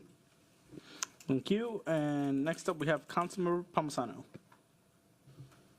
Thank you, Mr. Chair, and thank you for this opportunity. You know, I have several comments about the actions of June 3rd and the follow-up, but I first also want to acknowledge the real fear that's experienced by our residents that has gone far past June 3rd here, especially our undocumented neighbors. And as I read this, and you know, I just got this a couple hours ago, I'm still digesting it, I can understand the chaos at the scene that was exacerbated by a lack of information. But first, different than what previous colleagues said, it does say in this report that a council member is literally in the timeline as receiving information directly from MPD at 11:39 a.m. That wasn't 4 hours after this occurred. That was pretty quickly. And 7 minutes later in this timeline, it says he tweeted saying they lied. Communicating in an emergency is really important, and we sitting up here on the dais hold that public trust. One of the findings is that city administration didn't lie or violate the separation ordinance, and I think there's interest from all of us in strengthening that as much as we can, as much as we have authority to do from a city perspective. Another finding is acknowledging it took 4 hours to issue a formal statement. We could communicate faster. That's a really fair criticism of all of this. But to gather accurate information takes a while. Getting verified information takes time, and we've all learned this in our emergency training. The city clearly, and is verified by our auditor, says the city did not know what was going on, probably because the separation ordinance works both ways. We weren't being told the information, just like we aren't, per our separation ordinance, sharing information. Councilmember, you had information at the scene that federal action was not immigration related and the MPD was not involved. At 11:39 a.m., I think we call that casual information. But then 7 minutes later, tweeting out they lied, the information that they said to you, Councilmember, and the MPD said, the city said, and they put out, they got it right. And like we also said, we need to help people say things to be safer and be safer. In the report, and I'm not sure if the auditor shared this detail out loud here, but it's public as we publish this, it indicates that city employees from legislative staff were getting involved in these actions. And I'm curious, from the auditor's perspective, were they working for the city? Were they on city time?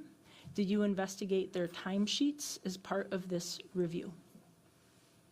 Because like we, you know, they do have First Amendment rights, but there are federal laws against being on a timesheet that you were working when you were instead on your own exhibiting your First Amendment rights.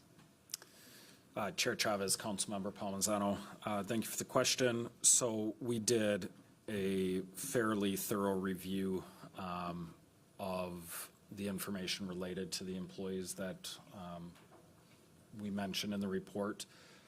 the employees, and I want to be mindful because there is no recommendation for or statement that the ethics code has been violated, and so I want to be very careful in choosing my words here.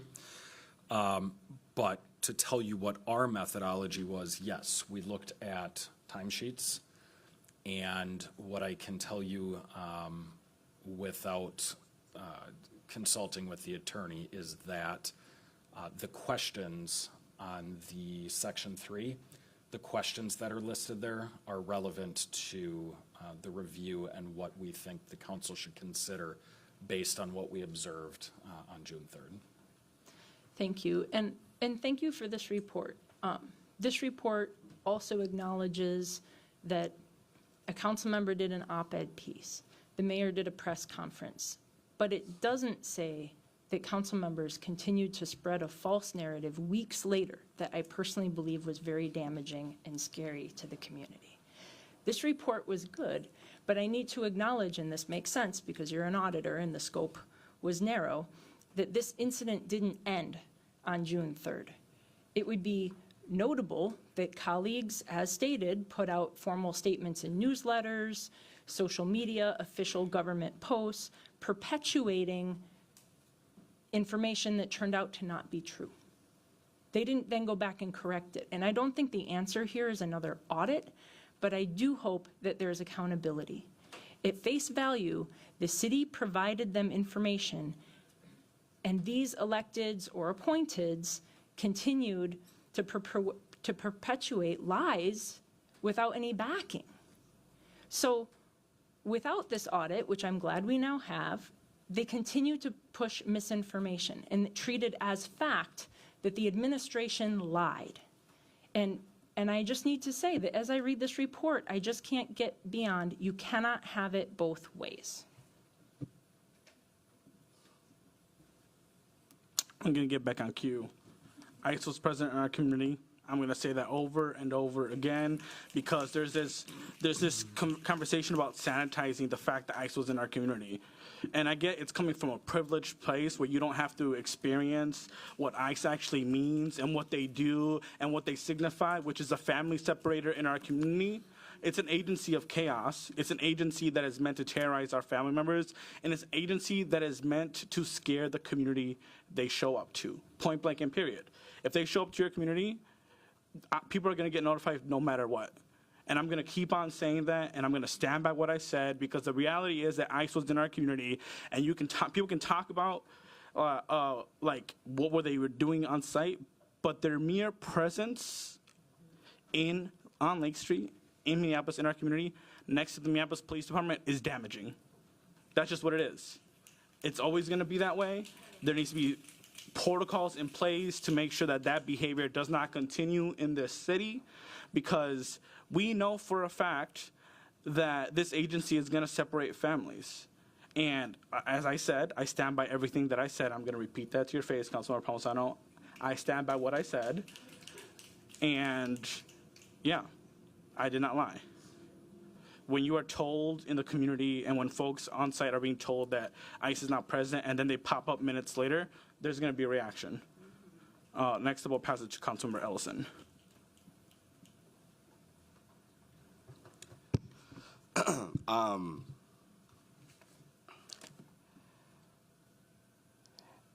You know, there was a question about the staff, the three staff that are mentioned here, about whether or not they were on city time. And at least from what I know, the three staff that are mentioned here, none of them were on city time.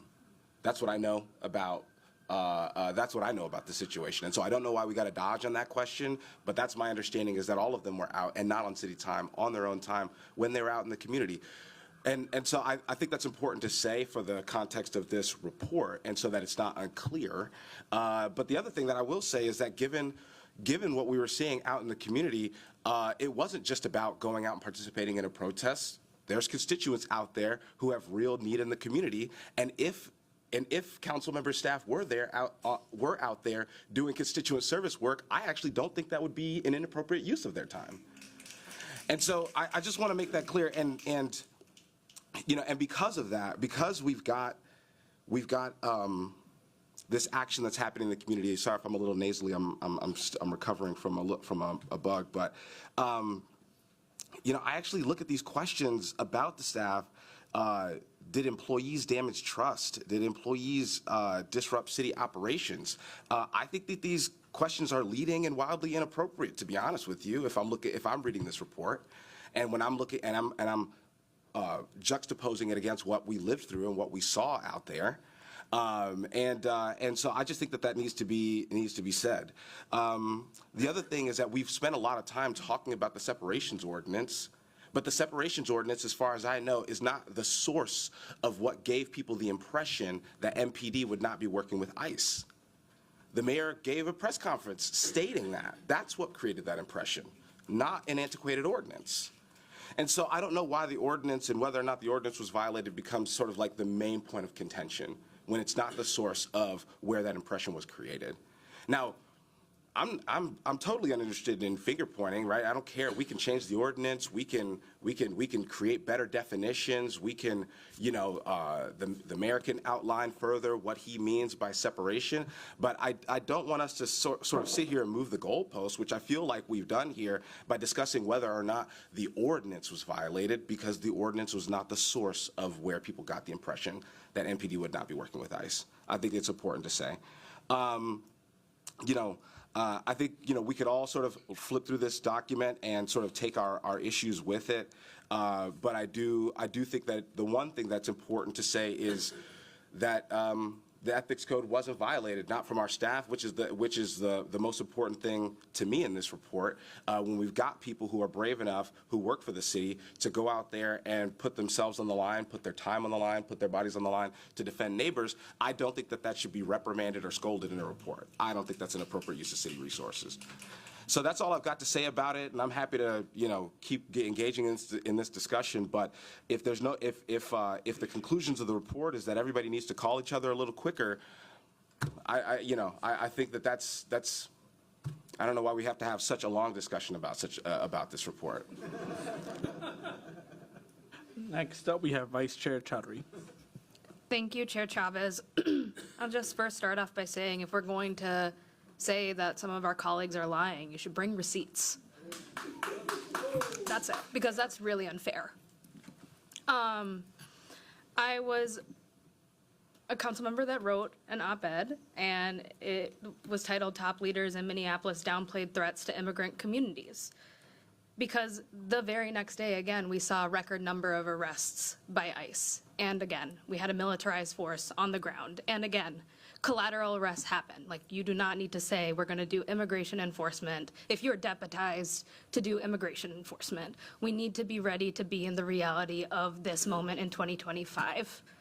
And I would write that op-ed over and over again, and you can go and read it. Because I did not lie in that op-ed. I also said in that op-ed that leaders were blame shifting and pointing fingers and shifting focus away from federal agencies, which I'm hearing up here today. And so I want to ground us back into that.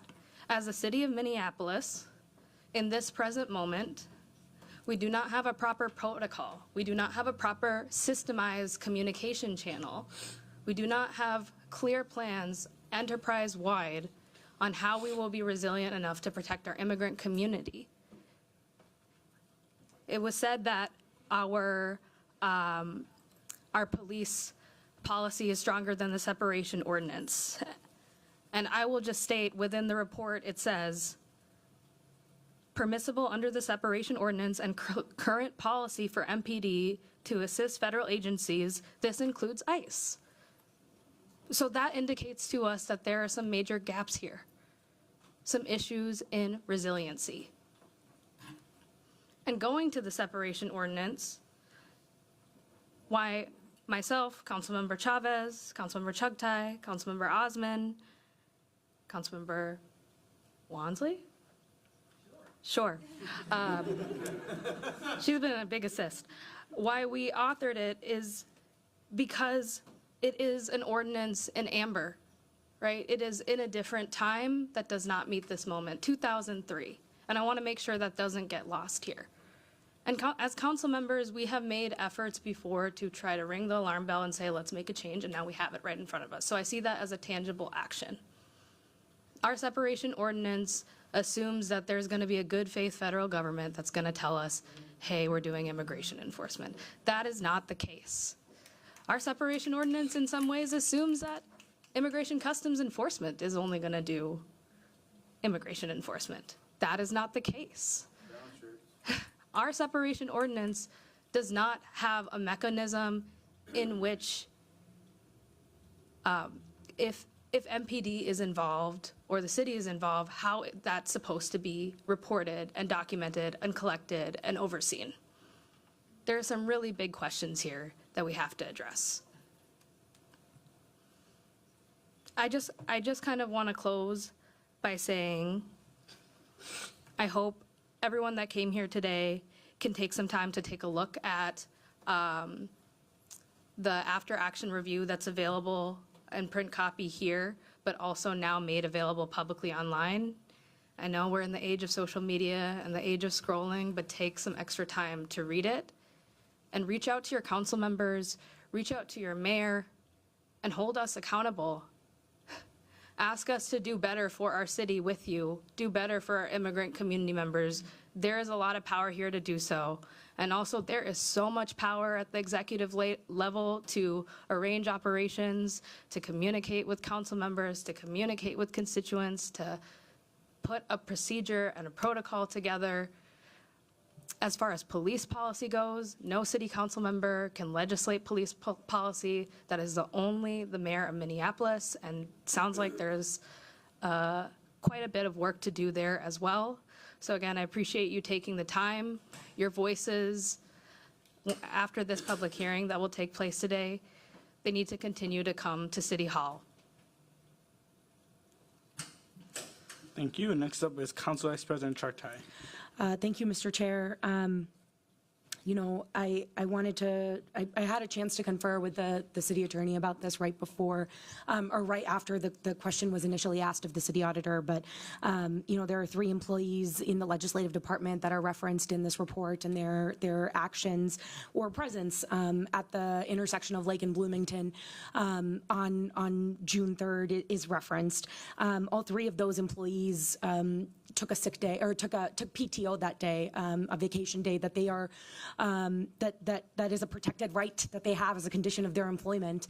And so, you know, I too will echo Councilmember Ellison's statement that, you know, it rubbed me the wrong way that question was dodged as well, and that sharing such information is not a violation of any laws that we must adhere by as an employer in this case.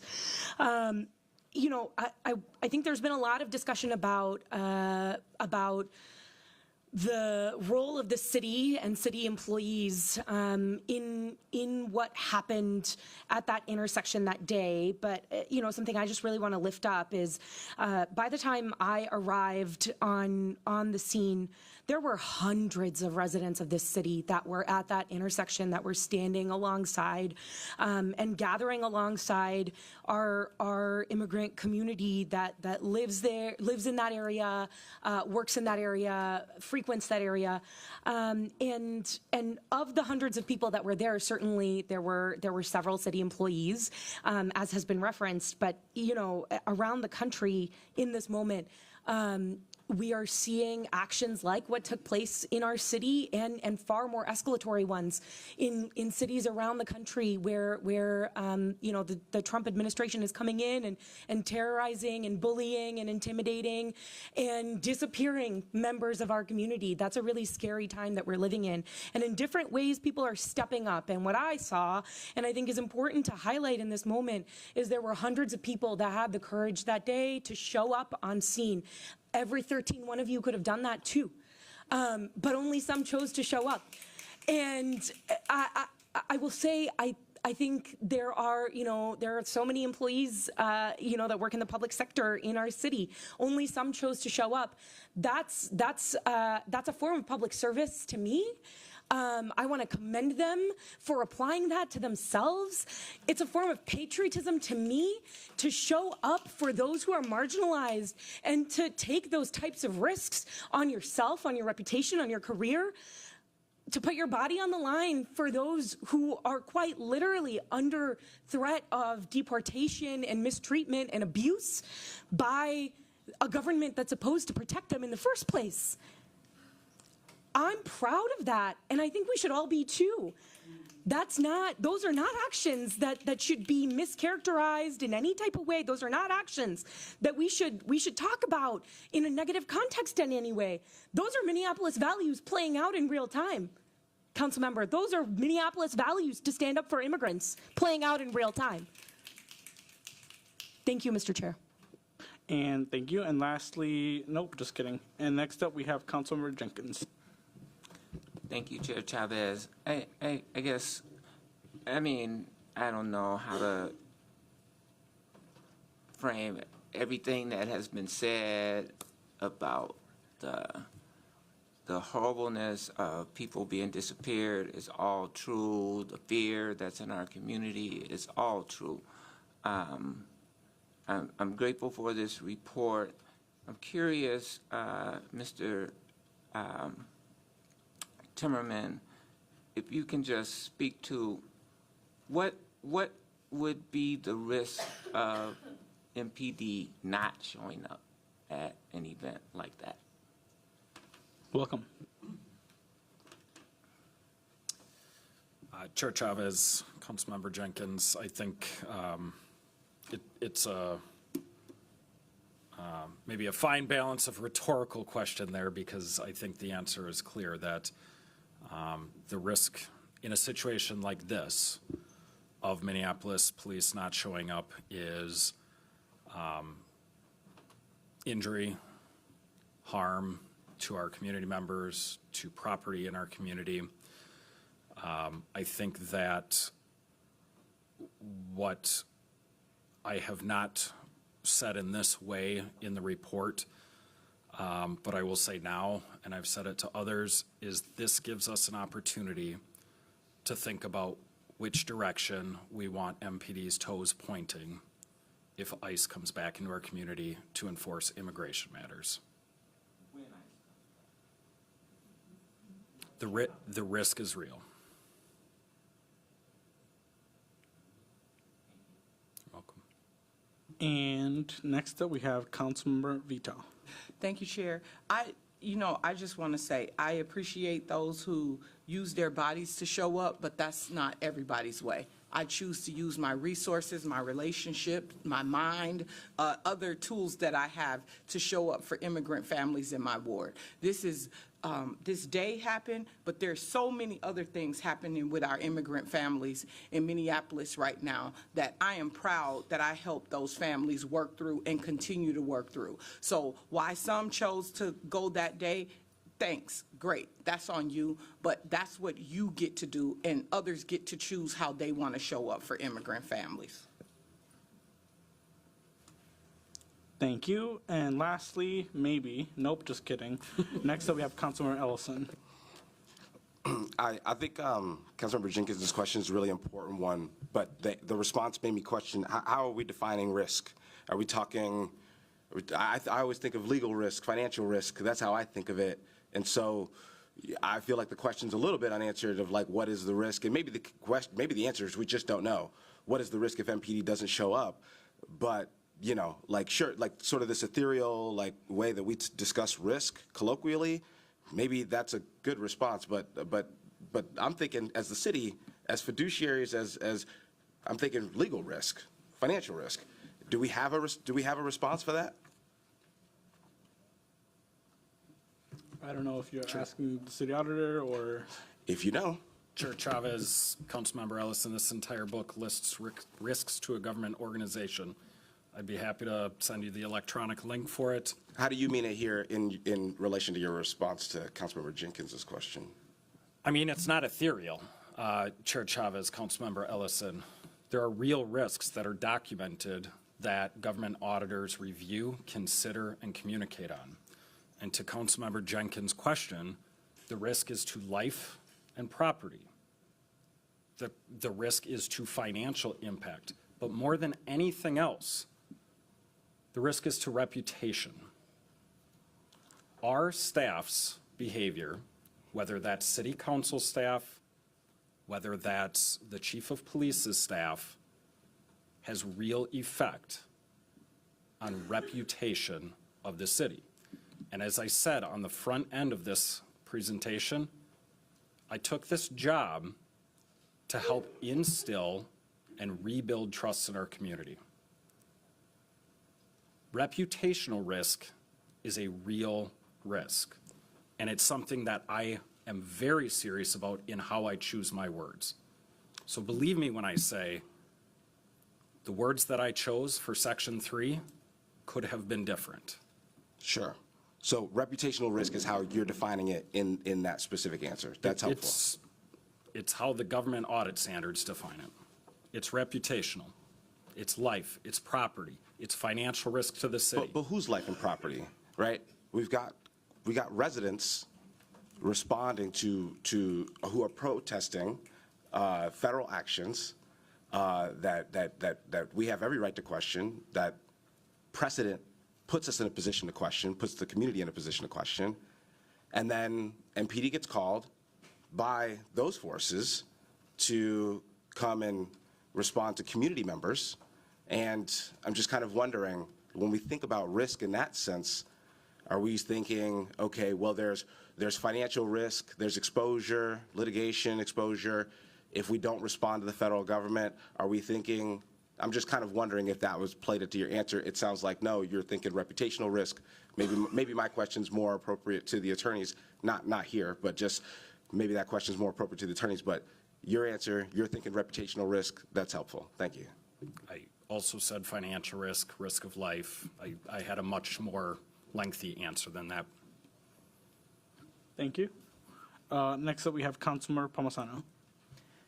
I don't want division here, and since we'll be hearing from the public, I do want to say something that Councilmember Jenkins brought up as a next step. I do think that's the next conversation that we need to have.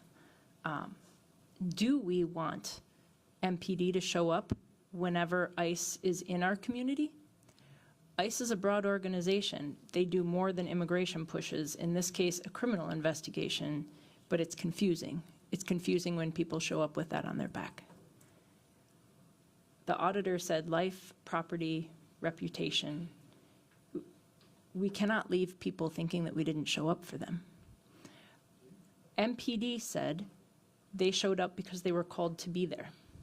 Can they choose not to be? I saw over and over in footage that I wouldn't have wanted those ICE agents directly involved with community members. I don't think that would have gone well. I think it's a real question. Should they just show up in response to a 911 emergency during a situation like that? Or do we ask them to come and be a membrane between our residents and federal agents?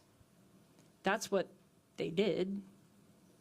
Is that the right answer? I don't know. I don't know if that is what the community wants in a situation like that. I am eager to learn that and have been having conversations with members of the community. I've also been asking those of you in our emergency management briefings that question.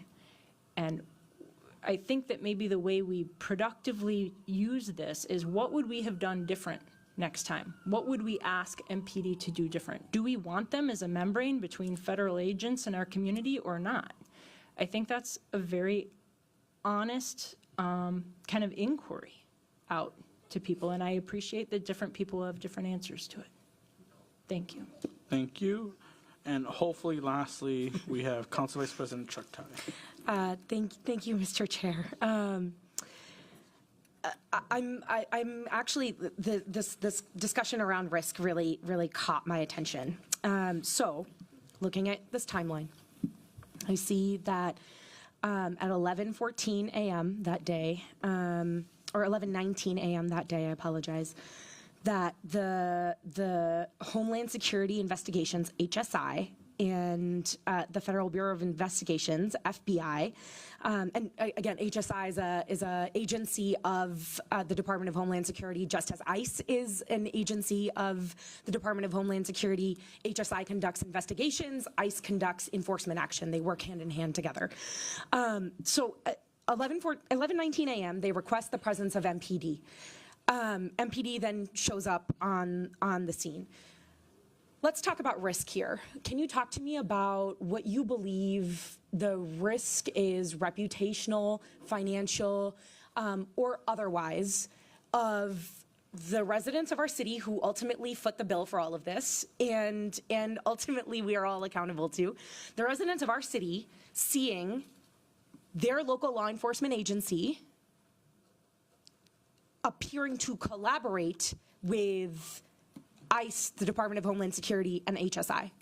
What's the reputational risk of that?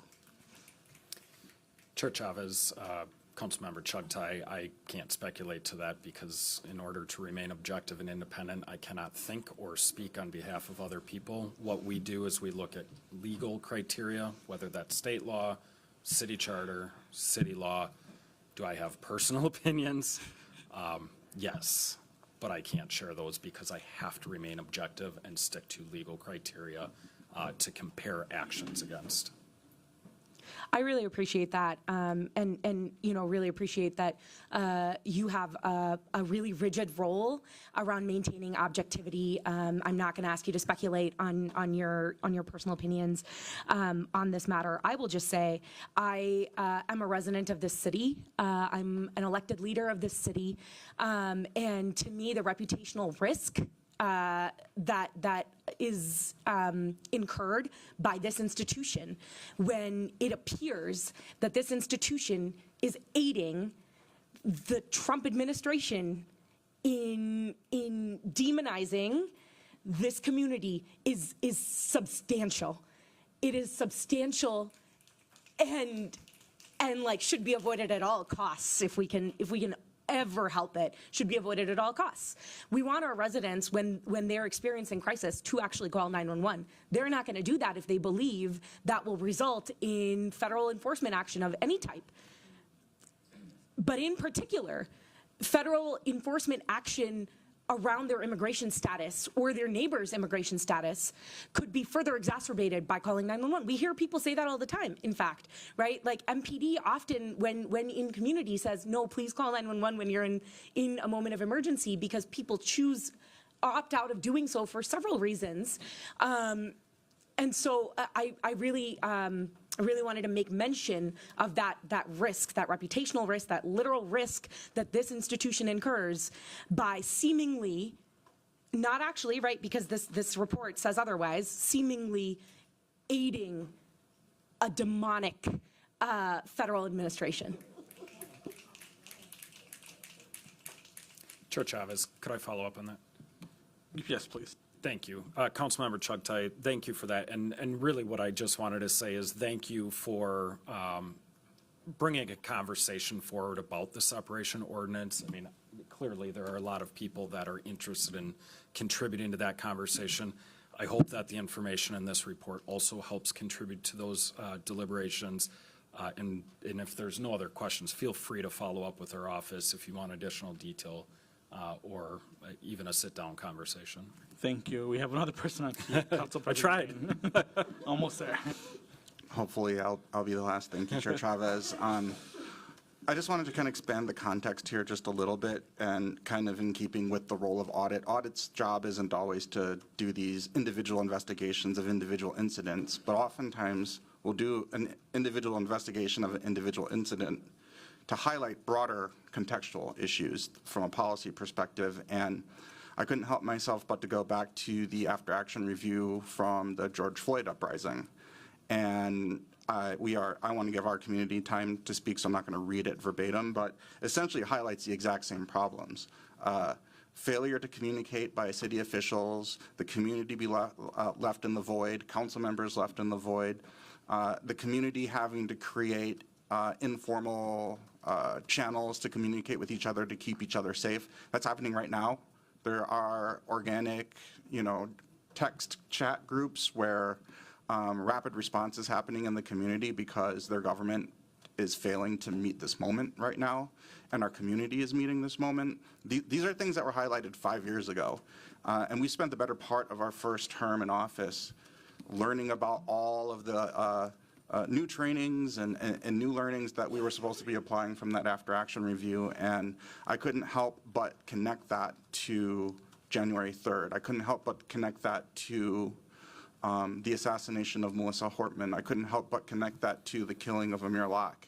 Every time that I have been a council member during one of these urgent crises, I've been left in the dark. I've been learning about what's happening on the ground, either through social media or through my colleagues having the courage to go out to the front lines, or having myself to go out to the front lines. And so, you know, the auditor started this presentation with a hope that we're going to come together and change. And we are 5 years beyond the murder of George Floyd, and I am still seeing a failure of this administration and this institution to actually be able to respond in a moment of crisis and center our community. And I just really wanted to share that. And something that's not on this timeline is June 1st. And that was the day of the mass shooting on Boom Island. And I have a regularly scheduled meeting with the police chief, and I met with him on that Monday, and we were both, you know, recanting the just terror of that night. And he was actually expressing his frustration with what is now known publicly, which was we were supposed to be starting the Safer Summer initiative that Monday, which was supposed to be a collaboration with federal law enforcement agencies. And the chief was lamenting that all of these law enforcement partners were getting pulled off of these types of kind of what we consider crime investigations and being redirected towards prioritizing immigration enforcement, and that was bringing damage to the Safer Summer initiative. We know that now because all of those law enforcement agencies have been bragging about how much they're redirecting their resources towards immigration enforcement. And so I both disagree and agree with Councilmember Ellison that, like, you know, we don't need that long of a conversation here to say we need to improve communication. We do need to have some rigor to that communication, though, and some actual clear protocols and guidelines on who calls when with what information. And I think that really needs to be clarified. And I do think it is beneficial that we update our separation ordinance. And I think that this report gives us some really clear things to consider in that. And I think that is going to be the work that we have to do going forward. That is the legislative work of this body, but that work of repairing communication and not leaving our community in the dark, that has to happen with the administration. We can't do that independently as a governing body. And so I'm really hoping that we all take away the need to really put some rigor behind that effort going forward. So thank you, Mr. Timmerman. Thank you, City Auditor. We appreciate your time. I'll move to receive and file that update. Now we will go on to the public comment portion of our agenda. This public comment is limited to the city's role in immigration matters and the city's separation ordinance. I want to offer a few friendly reminders before we open the public comment period. Before the public shares their statements, we want to make sure that everyone understands that this meeting is being recorded. This means that the comments you make can be seen and heard not just by the people in this space and in this room, but by anyone who is watching today or who may access this recording on a later date. We want our community members to be safe, including people who come and share their opinions with us in committee meetings. Information about immigration status is very personal, and the city separation ordinance states that city employees cannot ask about a person's immigration status. As you prepare to speak, please remember that anything you share is public information and may be available now and in the future by anyone. Each speaker will get 2 minutes to address the committee. Speakers with translators get 4 minutes to address the committee. We have Spanish and Somali interpreters available for public testimony if needed. They are located in the overflow room. We also accept written or typed comments sent to us. The form is online and can be found by going to minneapolismn.gov/public comment. And with that, I will go ahead and open the public comment period. The first 5 speakers who have registered today are Miguel Hernandez, Elizabeth Liz Shatton, MANA, I believe. Number 3. Number 4 is Sally. Number 5 is a name with a Y. I can't read the rest. It's cursive, but I will try my best. So first up, Miguel.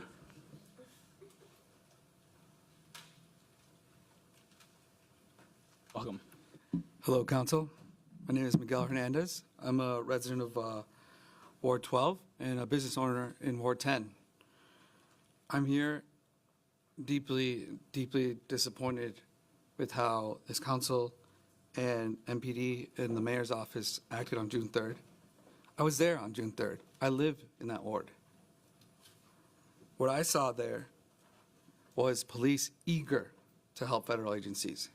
Eager. Before this timeline, supposed factual timeline, I observed myself there. Police handing police tape off, speaking with federal agents. The audit is correct in one way. MPD and the mayor left city council and the public in the dark. That is unacceptable. The mayor knew first and did nothing for 4 hours and then showed up the next day. He showed up and tried to gaslight a community who saw tanks on their street like nothing happened. Public didn't escalate the militarized police, the federal agents. They showed up with rifles and tanks. What could you bring to escalate that? People? Shouting? They showed up with tanks in our neighborhoods. I would ask the council to put their privileges aside because we don't have time to react. We have 5 minutes. People get taken in 5 minutes. They're gone. Family members, community members. I ask this council to do better. Our federal government is creating chaos in our communities, in immigrant communities. If our leaders don't step up like they failed to do on June 3rd, well, some of you stepped up, thank you. The people will step up. It will happen again. It's not if or when. We will show up. Thank you. Thank you. And next up, we have Elizabeth, number 2.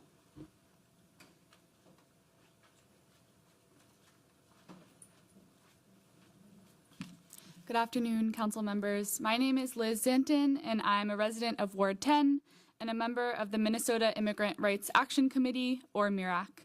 I want to speak today in support of a true sanctuary city and in support of the demands of MIRAC, which include no information sharing between local law enforcement and federal agencies, no local law enforcement doing crowd control for federal agencies, no identity concealment for federal agents in our city, and real consequences for violations of the separation ordinance. Mayor Fry and Chief O'Hara have suggested that citizen observers and nonviolent protesters who showed up to the scene on June 3rd spread fear and misinformation by acting as though this was an ICE raid. I was present on June 3rd as a citizen observer, and we witnessed with our own eyes and documented with our own cameras that ICE was present. There is nothing that prevents ICE from making collateral arrests of any undocumented community member they choose. So from the perspective of the community, it is perfectly rational to treat any federal raid with ICE present as an ICE raid. Further, Mayor Fry has claimed that local law enforcement had no direct involvement with the federal raid on June 3rd, but we witnessed police doing crowd control and handing federal agents tape to block off the scene. We need answers. Either that violates the existing separation ordinance, in which case we demand consequences for that collusion, or else it doesn't, in which case we demand a stronger separation ordinance. As Minneapolis residents who care about our neighbors, we will not rest until we can call Minneapolis a true sanctuary city. Thank you. Thank you. Next up, we have Manal P.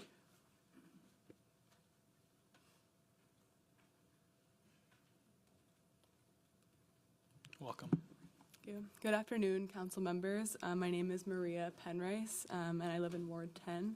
I'm also a member of MIRAC. I was present at Lake and Bloomington on June 3rd as a citizen observer, where I witnessed the presence of ICE agents and a terrifying display of force by federal agents in the heart of one of Minneapolis's most vibrant immigrant communities. Others present witnessed MPD engaging in crowd control and providing police tape to federal agents, The after-action report we heard today states that FBI and DHS requested MPD presence, and that is why they arrived on the scene in the first place. I would like to demand the immediate release of any 9/11 call transcripts that brought police to the scene at Lake and Bloomington on June 3rd. I was also present at the separation ordinance hearing on June 23rd, where MPD gave a vague presentation about the department's involvement in our city's current separation ordinance. In this presentation, Assistant Chief of Community Trust Gators identified training gaps as one of MPD's several barriers to compliance with the separation ordinance, specifically that a critical number of MPD trainees do not understand that an individual's immigration status is not probable cause. This is extremely concerning. It is clear that the city of Minneapolis needs a stronger separation ordinance with clear external measures of accountability for MPD. As a member of MIRAC, I'm here to demand that the city take measures to ensure real sanctuary now. No information sharing, no crowd control. Federal agents must present identification, and there must be real consequences for local law enforcement found to be in violation of the separation ordinance. Thank you. Thank you. Next up, we have Sally Lieberman.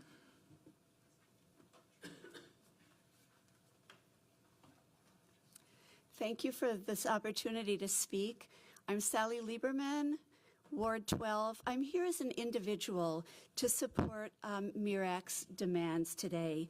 I was part of the coalition that brought the separation ordinance before the City Council in 2003.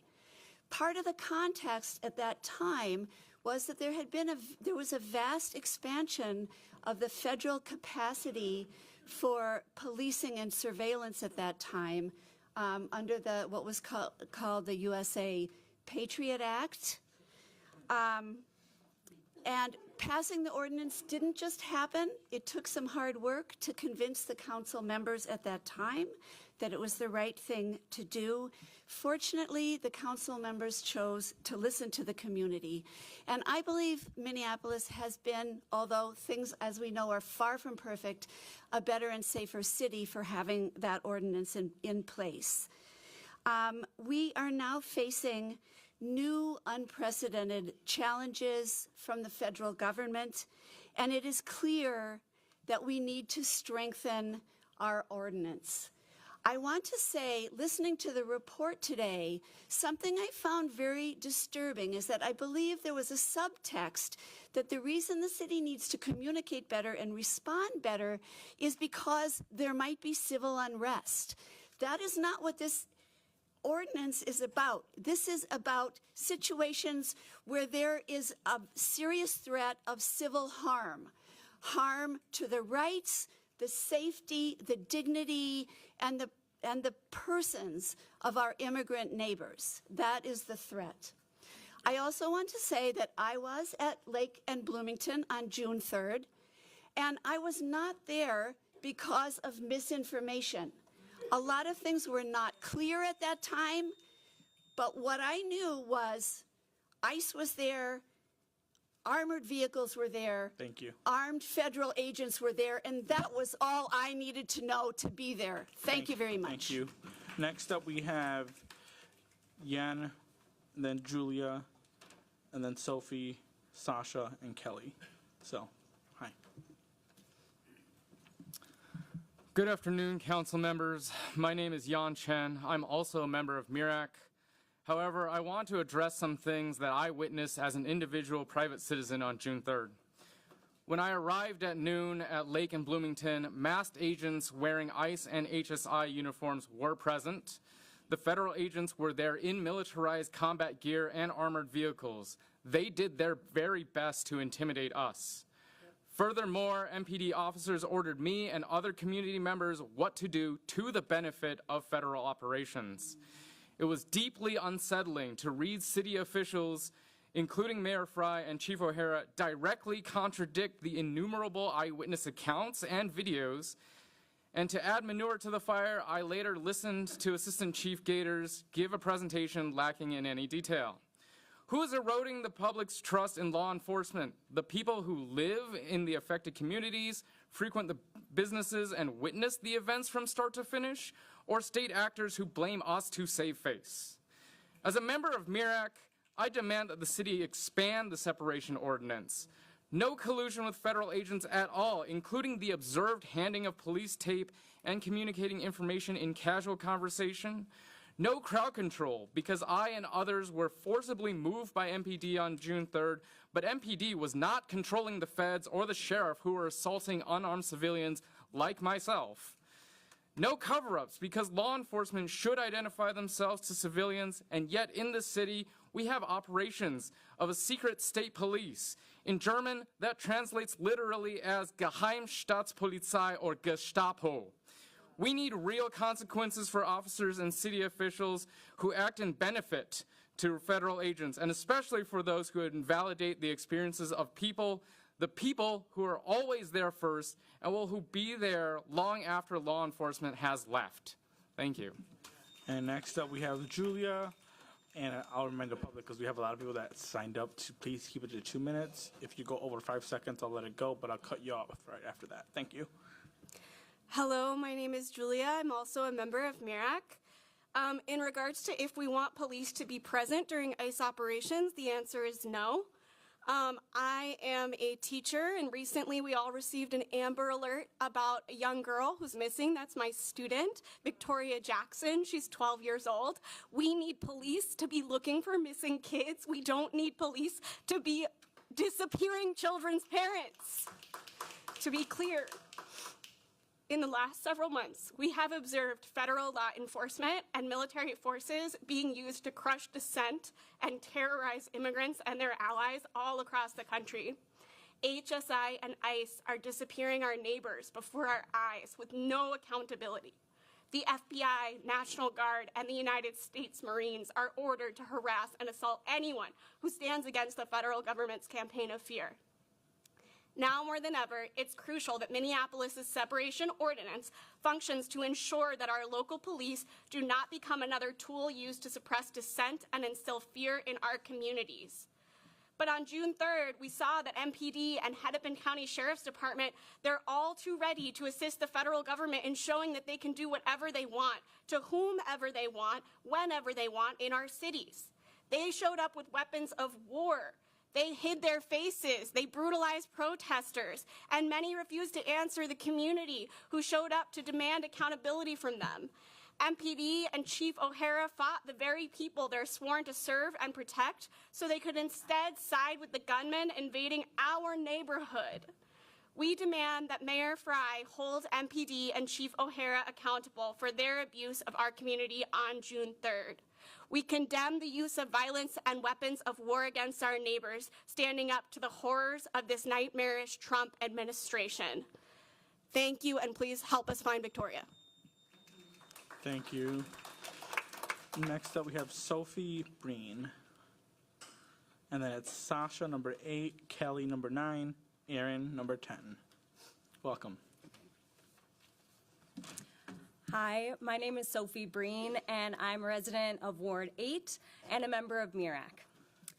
On June 3rd, we witnessed an attack on our community. I'm so proud of every person who stood up and said this is not right. I'm so proud of the city employees who care so deeply for our community. They've dedicated their lives to improve it, and they know how to stand up in support of it. Today we are here to demand real sanctuary now. We saw MPD working with federal agencies. We have the pictures of them handing off the tape. We have the pictures of them talking. We are demanding that there is no collusion, that there is no crowd control from MPD supporting with ICE, HSI, or other federal agencies, including supportive roles. And we demand that there are real consequences. We saw them there on June 3rd, and it is really important that there are consequences for this. We fought hard to make Minneapolis a sanctuary city. The events that took place on June 3rd showed the community that the mayor is unable to uphold his promise of safety for city's residents. This needs to change now. The immigrant community is under attack, and MIRAC is ready to stand up and fight back. ICE out of Minneapolis, sanctuary for real now. Thank you. Next up, we have Sasha. Welcome.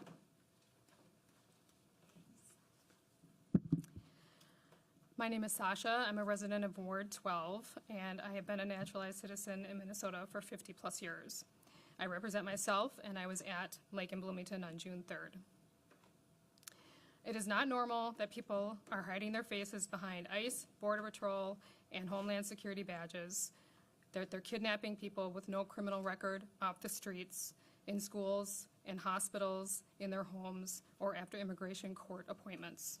It's not normal that the kidnapped people are being denied human and legal rights, medical services, and access to communicate with their families. It is not normal that state and city officials and local police departments are joining these unjust activities, including allowing heavily armed military vehicles and gear into otherwise peaceful neighborhoods like ours, and not providing full transparency. It is not normal that police departments around the nation are using excessive force against peaceful protesters and causing serious injuries or arresting them with no just cause. And yet it's happening. This is fascism. And I really appreciate that our City Council, what they're doing as far as strengthening our separation ordinance and their commitment to all of the constituents. As we can see from today's report and a recent public safety meeting with 911 and the Minneapolis Police Department held in Ward 12, it is clearly not going to be enough, especially when facts and truth are being questioned. Facts like we know the owner of Las Cuatras was arrested by immigration and held in ICE detention for 2 weeks based on an immigration case. This is fact, not emotion. It is up to us, the residents, to be uncomfortable, to take risks, to be prepared, to learn how to document for accountability, to show up, and to be united. It's going to take us to protect the people in our community from an even more incomprehensible level of injustice. When you see ICE in our neighborhood, in the schools, in the hospitals, Thank you so much for your public testimony. what are you willing to do to say, to fight for democracy, the Constitution, civil rights, and human rights in our community? Thank you. Next up, we have Kelly Allen.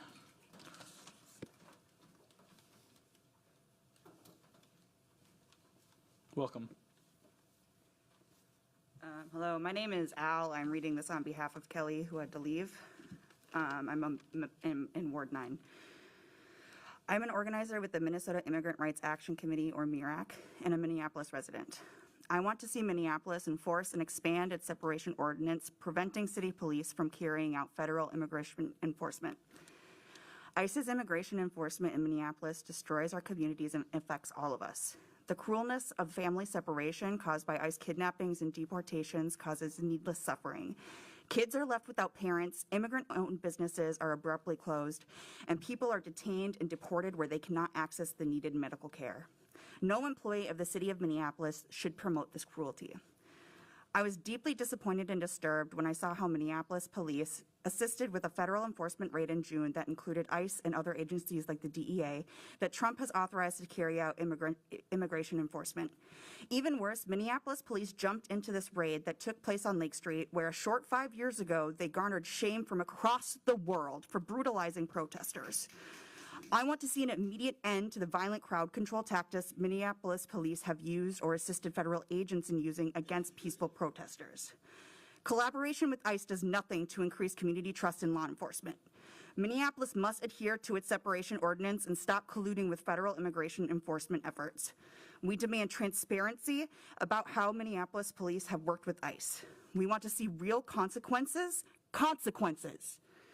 including punitive measures for police who collude with ICE and brutalize protesters. And I also just want to add, for my own words, since I have 20 seconds left, I want to address something Palmisano said when she threw her other coworkers under the bus, saying that they added to the confusion and that they added to the lack of safety for being out in the streets with us as protesters. And I want to say that's BS, and you should be ashamed of yourself. And we have, let's please be respectful when we're testifying. Next up, we have Aaron and Aaron S.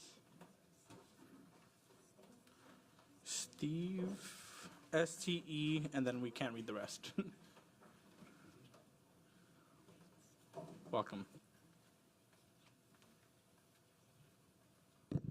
Hello, my name is Erin Steeney. I am a proud Ward 7/12 resident who recently moved, and I'm here as a member of MIRAC. And I think a lot of the points that I was planning to make have been made, and so I'm going to make some other points. So I think it's great that the MPD did not officially violate the ordinance. What that tells me is that the ordinance is severely lacking, but also that if that is the result of these pages, one of my biggest concerns is how dehumanizing this is, to have this packet of information that is focused on an ordinance that we've kind of established isn't super effective, rather than the impact on the community or the impact in trust in Minneapolis Police Department. I think that's a lot more relevant, especially after all these reports that have come from other tragedies. I also think that, well, actually, let's go with this. So I'm not sure if many of you have been to a Know Your Rights training before, especially around immigration. For those who haven't, and especially who identify as white like myself, I thought that I knew what to expect going in, and what I need you to know is that the Know Your Rights training became, this is what happened. These are the phone numbers that you need your kids to write or to wear around their wrists as a bracelet in case you don't come home. And so if you don't have empathy for your constituents who may not be documented, at least have empathy for their kids and understand the reality of their situation. Thank you. Thank you. Next up, we have Jim, number 11.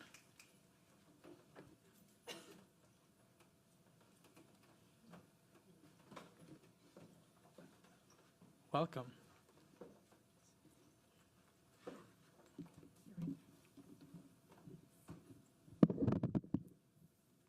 Thank you. Thank you. I'm Jim Ramnarine from Ward 11, and I'll make my comments brief. I'm representing Indivisible Twin Cities. However, I'm not recognized as speaking for them. I'm speaking for myself. We are working with all of the organizations that have spoken earlier. I just want to quickly add a few things. First of all, I think it's important for us to recognize that we are dealing with a armed authoritarian government right now. This is a time for us to make serious changes. This is not a time for the council to be timid. We're dealing with an organization, ICE, that's now being supported by every other armed part of the government. HSI was doing investigations. They have now been transferred into doing enforcement. The same with ATF and other organizations supported by the FBI. So when you talk about these distinctions, they don't exist anymore according to webinars that I have been attending in the last few weeks. We need to change the ordinance. It's 22 years old. We need to do something to address. And secondly, as somebody who worked for Hennepin County in the Sheriff's Department on a daily basis, what ICE is doing erodes the trust in the police department. Our police officers in Minneapolis need to do better to ensure that they have the trust that's being eroded by the federal government right now. Thank you. Thank you. Next up, we have Christina, number 12, Isabel, number 13, Howard, number 14, and Jesse, number 15. Thank you, councilors. I'm Christina Berger, proudly of Ward 9. I'm unaffiliated. I will be speaking personally, and I support all of MIRAC's specific recommendations. I have just some general things to air. I'm proudly the daughter of immigrants, displaced first from Germany by World War and then from Venezuela by revolution. And even with the race privilege we enjoy here, I feel a reflexive solidarity with immigrants from anywhere, documented or no. I take it for granted that dire circumstances forced them from their continents and that they're working their tails off, as they in total contribute more to our economy than they in total are able to take out. I'm also the grateful beneficiary of their dazzling contributions to our nation's cultural inheritance. Whatever border policy anybody here thinks we should have, I assume you expect humane treatment of our immigrants. ICE is flagrantly illegal, and lordly sadistic practices constitute a humanitarian emergency that is terrorizing our neighbors and disgracing us in the eyes of the world. Most people in this room don't need to hear this, but in case anybody did, this is what I wanted to say today. I'm also with lamenting the granddaughter of Hitler's cheerleaders. I carry the burden of knowing that anyone, even the educated, even the compassionate, even my own grandparents, can fall sway to totalitarian charisma and fascist propaganda, can unknowingly collude in holocausts that one day it will cost them everything in their souls to keep denying, or else to face the horror of having supported. All my life I've tried to warn the people of my generation against falling into the error of my elders, and today I urge everyone's recognition that cooperation, any cooperation with ICE, is cooperation with fascism's jackbooted thugs, whose predations unresisted will target wider and wider swaths of our population. Immigrants are being scapegoated for the precarities that our rulers are visiting upon all of us. The danger threatens all of us. All of us must refuse consent for any municipal cooperation with ICE, and it's illegal, unconstitutional. I know I have to leave. Violent, sadistic, fascist operations, whatever it's going to take, we'll support you to do it. Thank you. Thank you, Christina. Next up, we have Isabel Lopez, number 14, then Howard Dotson, number 15, Jesse, and number 16, Ellie.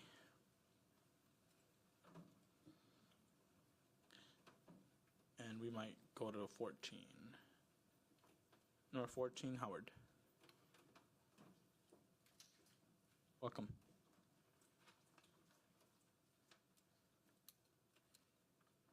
Chair Chavez, council members, Howard Dotson, Ward 2. I think we need to have a film festival where we watch 1984, Fahrenheit 451, It Can't Happen Here, and the last one is A Day Without Mexicans. We need a film festival. We're back in the 1930s. And these brown shirts that were in our city, how many of them were January 6ers wearing masks? This is so precarious. And I asked Mayor Fry to bring in the DOJ United Against Hate when President Biden and Garland were still the DOJ. This is what I was warning you about. And my meeting with Lugar and the Somali elders got sabotaged. So the immigrant community that I've served for 12 years as a Presbyterian minister in LA, in Omaha, in Reno, and St. Paul, I witnessed an ICE raid in front of my door.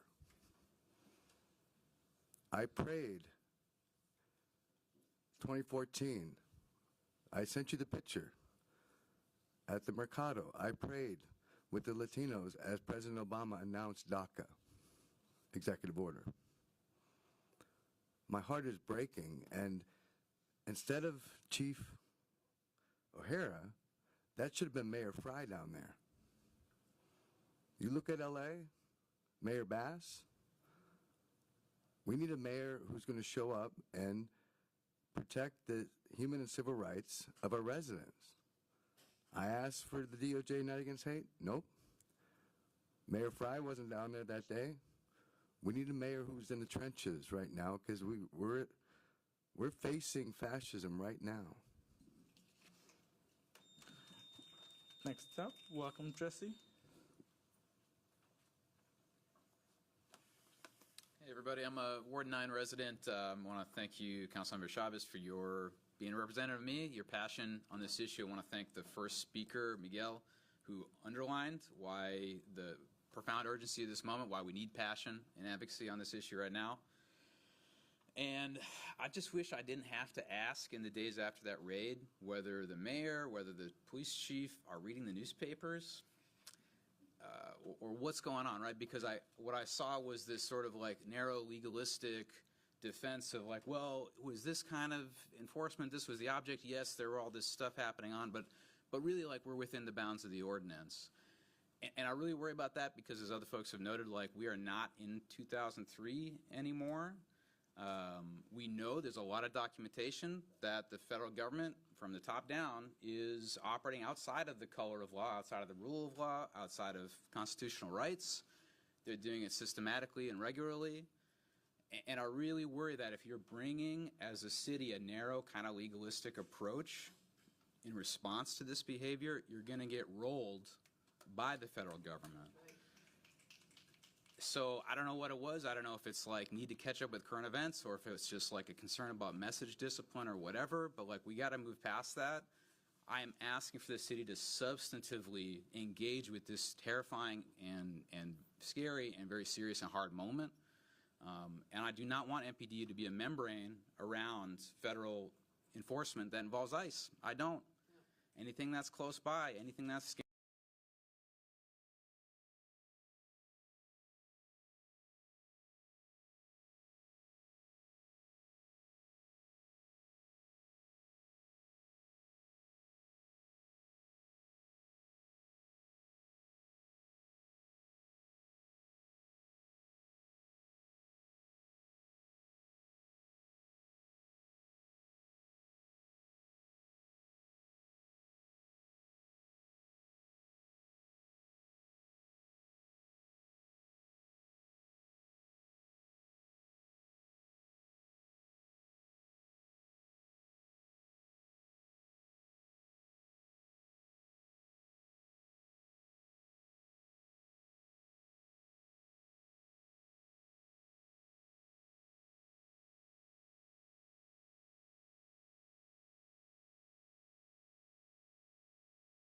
Federal agents moving into our city, especially when it is with militarized equipment, gear, and zip ties, clearly, in my opinion, that they intend to use on people either in or outside of the building that show up to push against them in whatever way.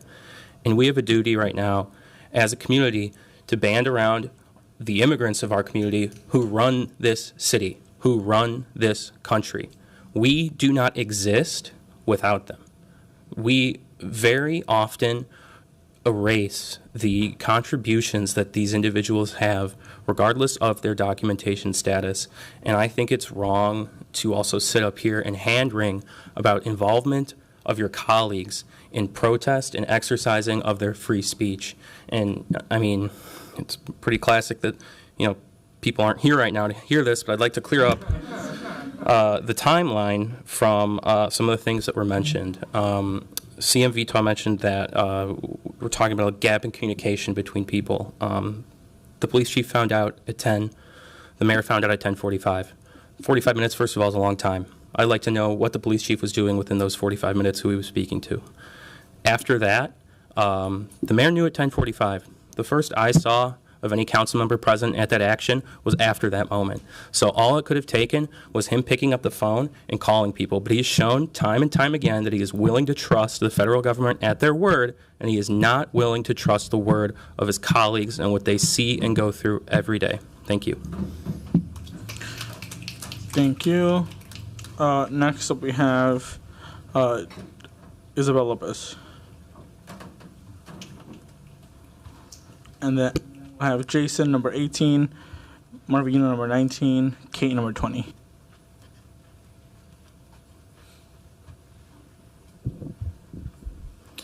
Hello, good afternoon, everyone. My name is Chino. I'm here to introduce Isabella Lopez, who is a 27-year-old poet, community organizer, and member of the Indigenous Protectors Movement.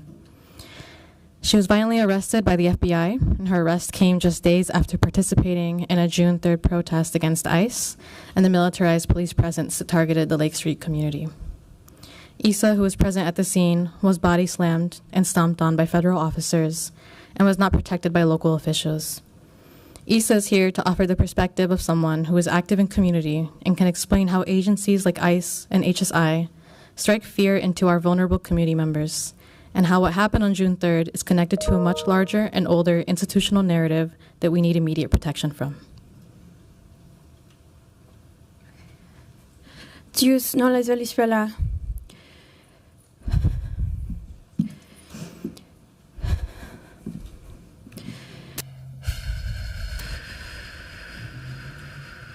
You got this.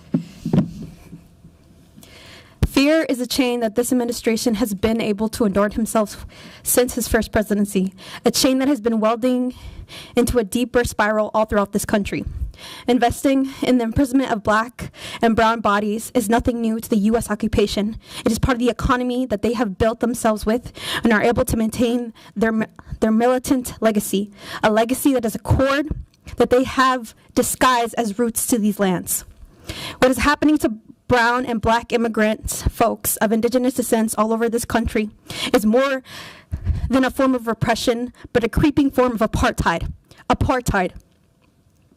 A policy or legacy of segregation or discrimination on grounds of race. Persecution is a plain tactic to repress and neglect the voices and bodies that choose to act out otherwise. Repression limits the existence of a person and the community they come from. A community, people, how are they able to live? How are they able to go to their day-to-day lives? People don't deserve to live in fear. Our community does not deserve to live in fear. And so I'll leave you a piece from my poem that I've written.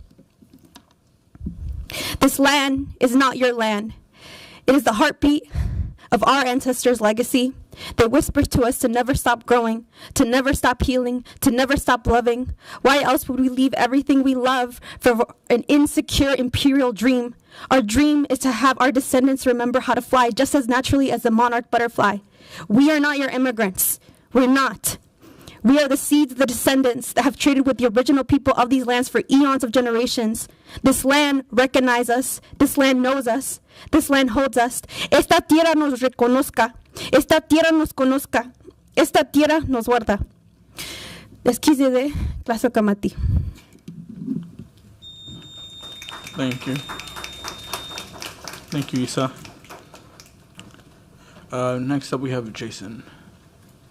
Welcome.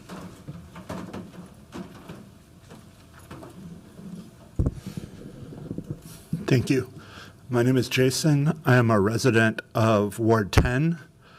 I wanted to come and speak today because while I appreciate that the council took action in requesting this after-action review, it's still obvious that there's so much more that needs to be done at all levels of our city government. We need the city council to work together to strengthen our separation ordinance. We need the mayor's office to commit to being honest about what is going on in our streets with our police department cooperating with federal agencies. It's incredibly disheartening to come here to speak and see less than or about half of the council remaining after so many of you and your colleagues spent time bickering with each other and insulting each other and taking up time that could have been used to hear what the impacts are in the community. And I appreciate you all taking the time to listen to us, but this is a time where we need leadership. And I appreciate all of you for stepping up and leaning in where you can, and especially those of you who made an effort to be on Lake Street on June 3rd. I wasn't able to be at Lake in Bloomington because I got called by people I know in community who are undocumented, who work on Lake Street, and were scared of how they were going to get home to their kids. So I spent the better part of that day helping coordinate transportation for people so that they didn't have to get on the bus that goes down Lake Street, so they didn't have to get on a bus that goes down Bloomington. The impacts of these actions go far beyond what we saw that day. And I hope that you all commit to mitigating those things with our federal government going forward. Thank you. Thank you. Next up, Marvina, number 19. And if you're not here, we'll go on to the next person and come back if folks are missing. Kate, number 20. Kate H.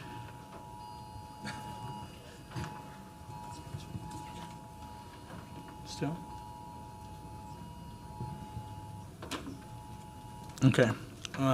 Next up, we have James, number 21.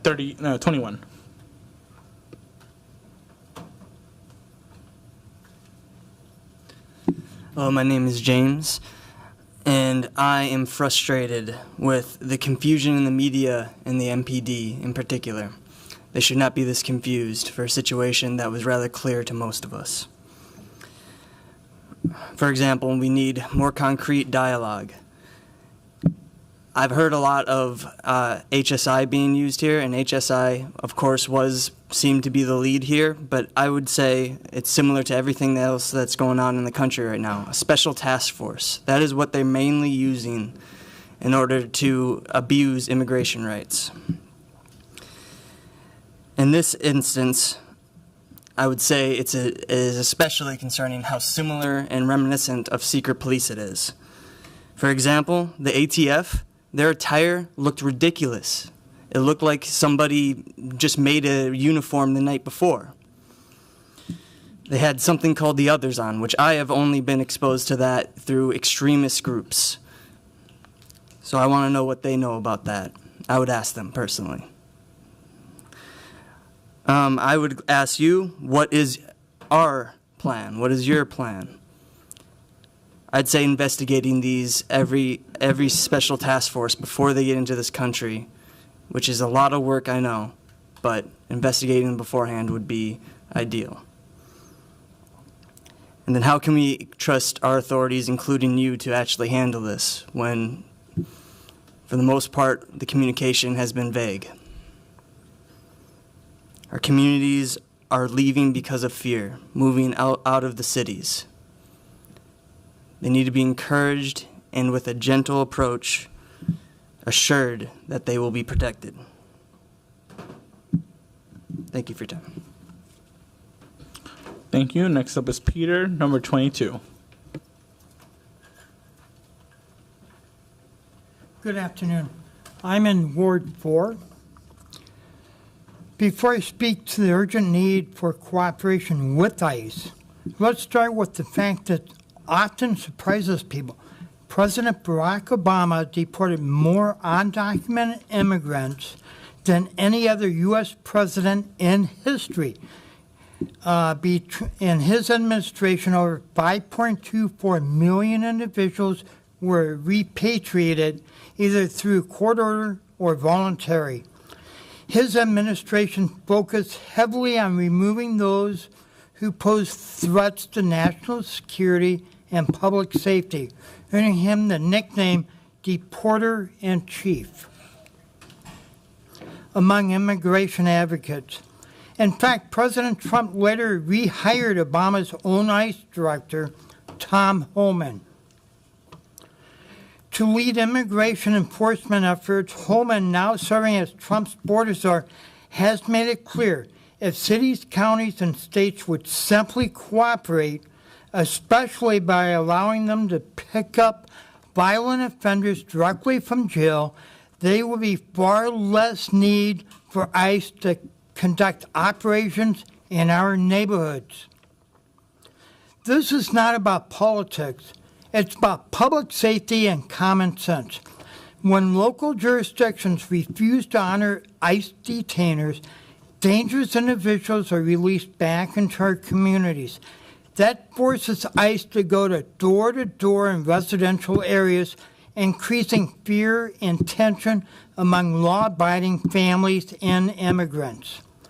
But if we work together, city, county, and state, we can ensure that those who commit heinous crimes are transferred directly to ICE custody, reducing the need for disruptive enforcement actions. 10 seconds, if you don't mind. Okay, 5. Let's stop making it harder for ICE to do its job. Let's protect our neighborhoods by cooperating with federal law enforcement in a way that priorities safety, order, and accountability. Number 23. Thank you. And then Julie, number 24.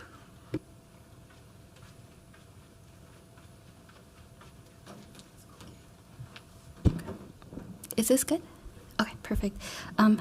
Hello, my name is Kay. I live in Ward 8, and so I've been in many community spaces more recently for debriefing and healing, but of what happened on June 3rd. And after the audit, I feel gaslit, and by certain council members that are not here. ICE was present. Over 30 agents from different organizations, including MPD. MPD was escorting, and when community was repeatedly asking them questions about what was happening in their community, in my community, they ignored us. And so community was there crying out loud, and there was youth in that space as well. You know, and so the trauma that is getting passed to our future generation is irreversible and is irreparable. And so there was a council member, and if I correct, I think it was Palmisano. What were the risks seeing MPD with ICE that day? Even though the audit said that they were that they did not break the sanctuary policy, but what we saw on that day was the collaboration, and so with everything that was happening there, it's just, we saw the collaboration happening that day. And so I would have loved to see evidence being included of the residents in this audit, because the public comments, it tells a different story. And so I would love to know, again, for the council members that are not present, that that they know that they have our community's backs, the fellow council members that were on the ground and staff, and specifically council members that have lived experience in staff. And so I also support MIRAC sanctuary policy demands. Thank you. Thank you. Next up, we have Julie, number 24. And if folks have not finalized signing up, please do so, because I don't have any more people in front of me. Thank you. Thank you, Chair Chavez. Thank you, committee members. My name is Julie Doherty. I live in Ward 12. I just want to thank you all for holding this public hearing after the report, because it is so important to hear what people have to say, people who come here and spend a significant amount of their time to talk about what is important to them. And I noticed that Mayor Fry's not here. I noticed that Chief O'Hara is not here, and the auditor is left. But I particularly want to thank Councilmember Payne, Councilmember Jenkins, Cashman, Chowdhury, Chavez, Koski, Chugtai, and Wansley for staying to listen and hearing what we feel is so important. Thank you very much. Thank you. Are we good with testimony? All right. Thank you all so much. Seeing no one wishing to speak any longer, I will now close the public comment period. I closed it already. Can I reopen it? I'll make a motion without objection to reopen the public hearing for one more speaker. And after that, we do have to move on. Is there a second?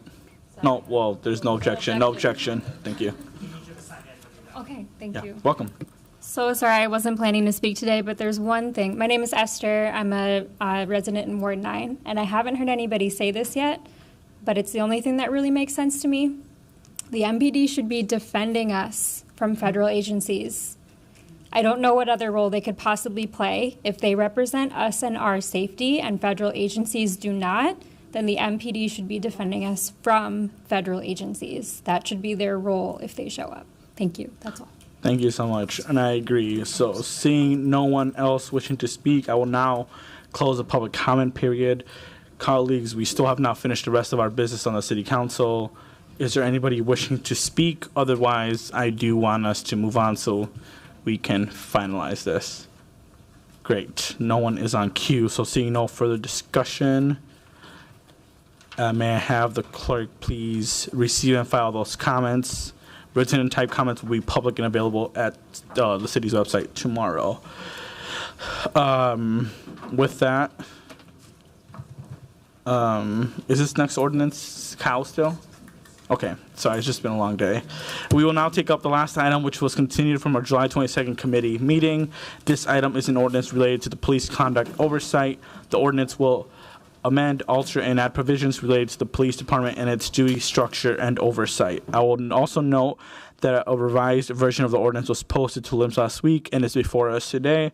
I'll call on the ordinance author, Council President Payne, to speak on that item and give a motion.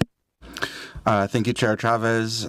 We received a lot of feedback from our public hearing and also have some additional feedback from professional staff. I don't want to rush this through. This is a really critically important ordinance, so I'm making a motion to continue this for an additional cycle so that I can finalize that work with the City Attorney's Office. Second. Second. Thank you. The motion has been moved and seconded. No one else is on queue for discussion. All those in favor on Council President Payne's motion say aye. Aye. Any opposed say nay. Any abstentions? That motion carries. And seeing no further discussion, and given that we gave the report at the beginning of the meeting, we've concluded all business to come before the committee today, and hearing no objection, I will declare this meeting adjourned.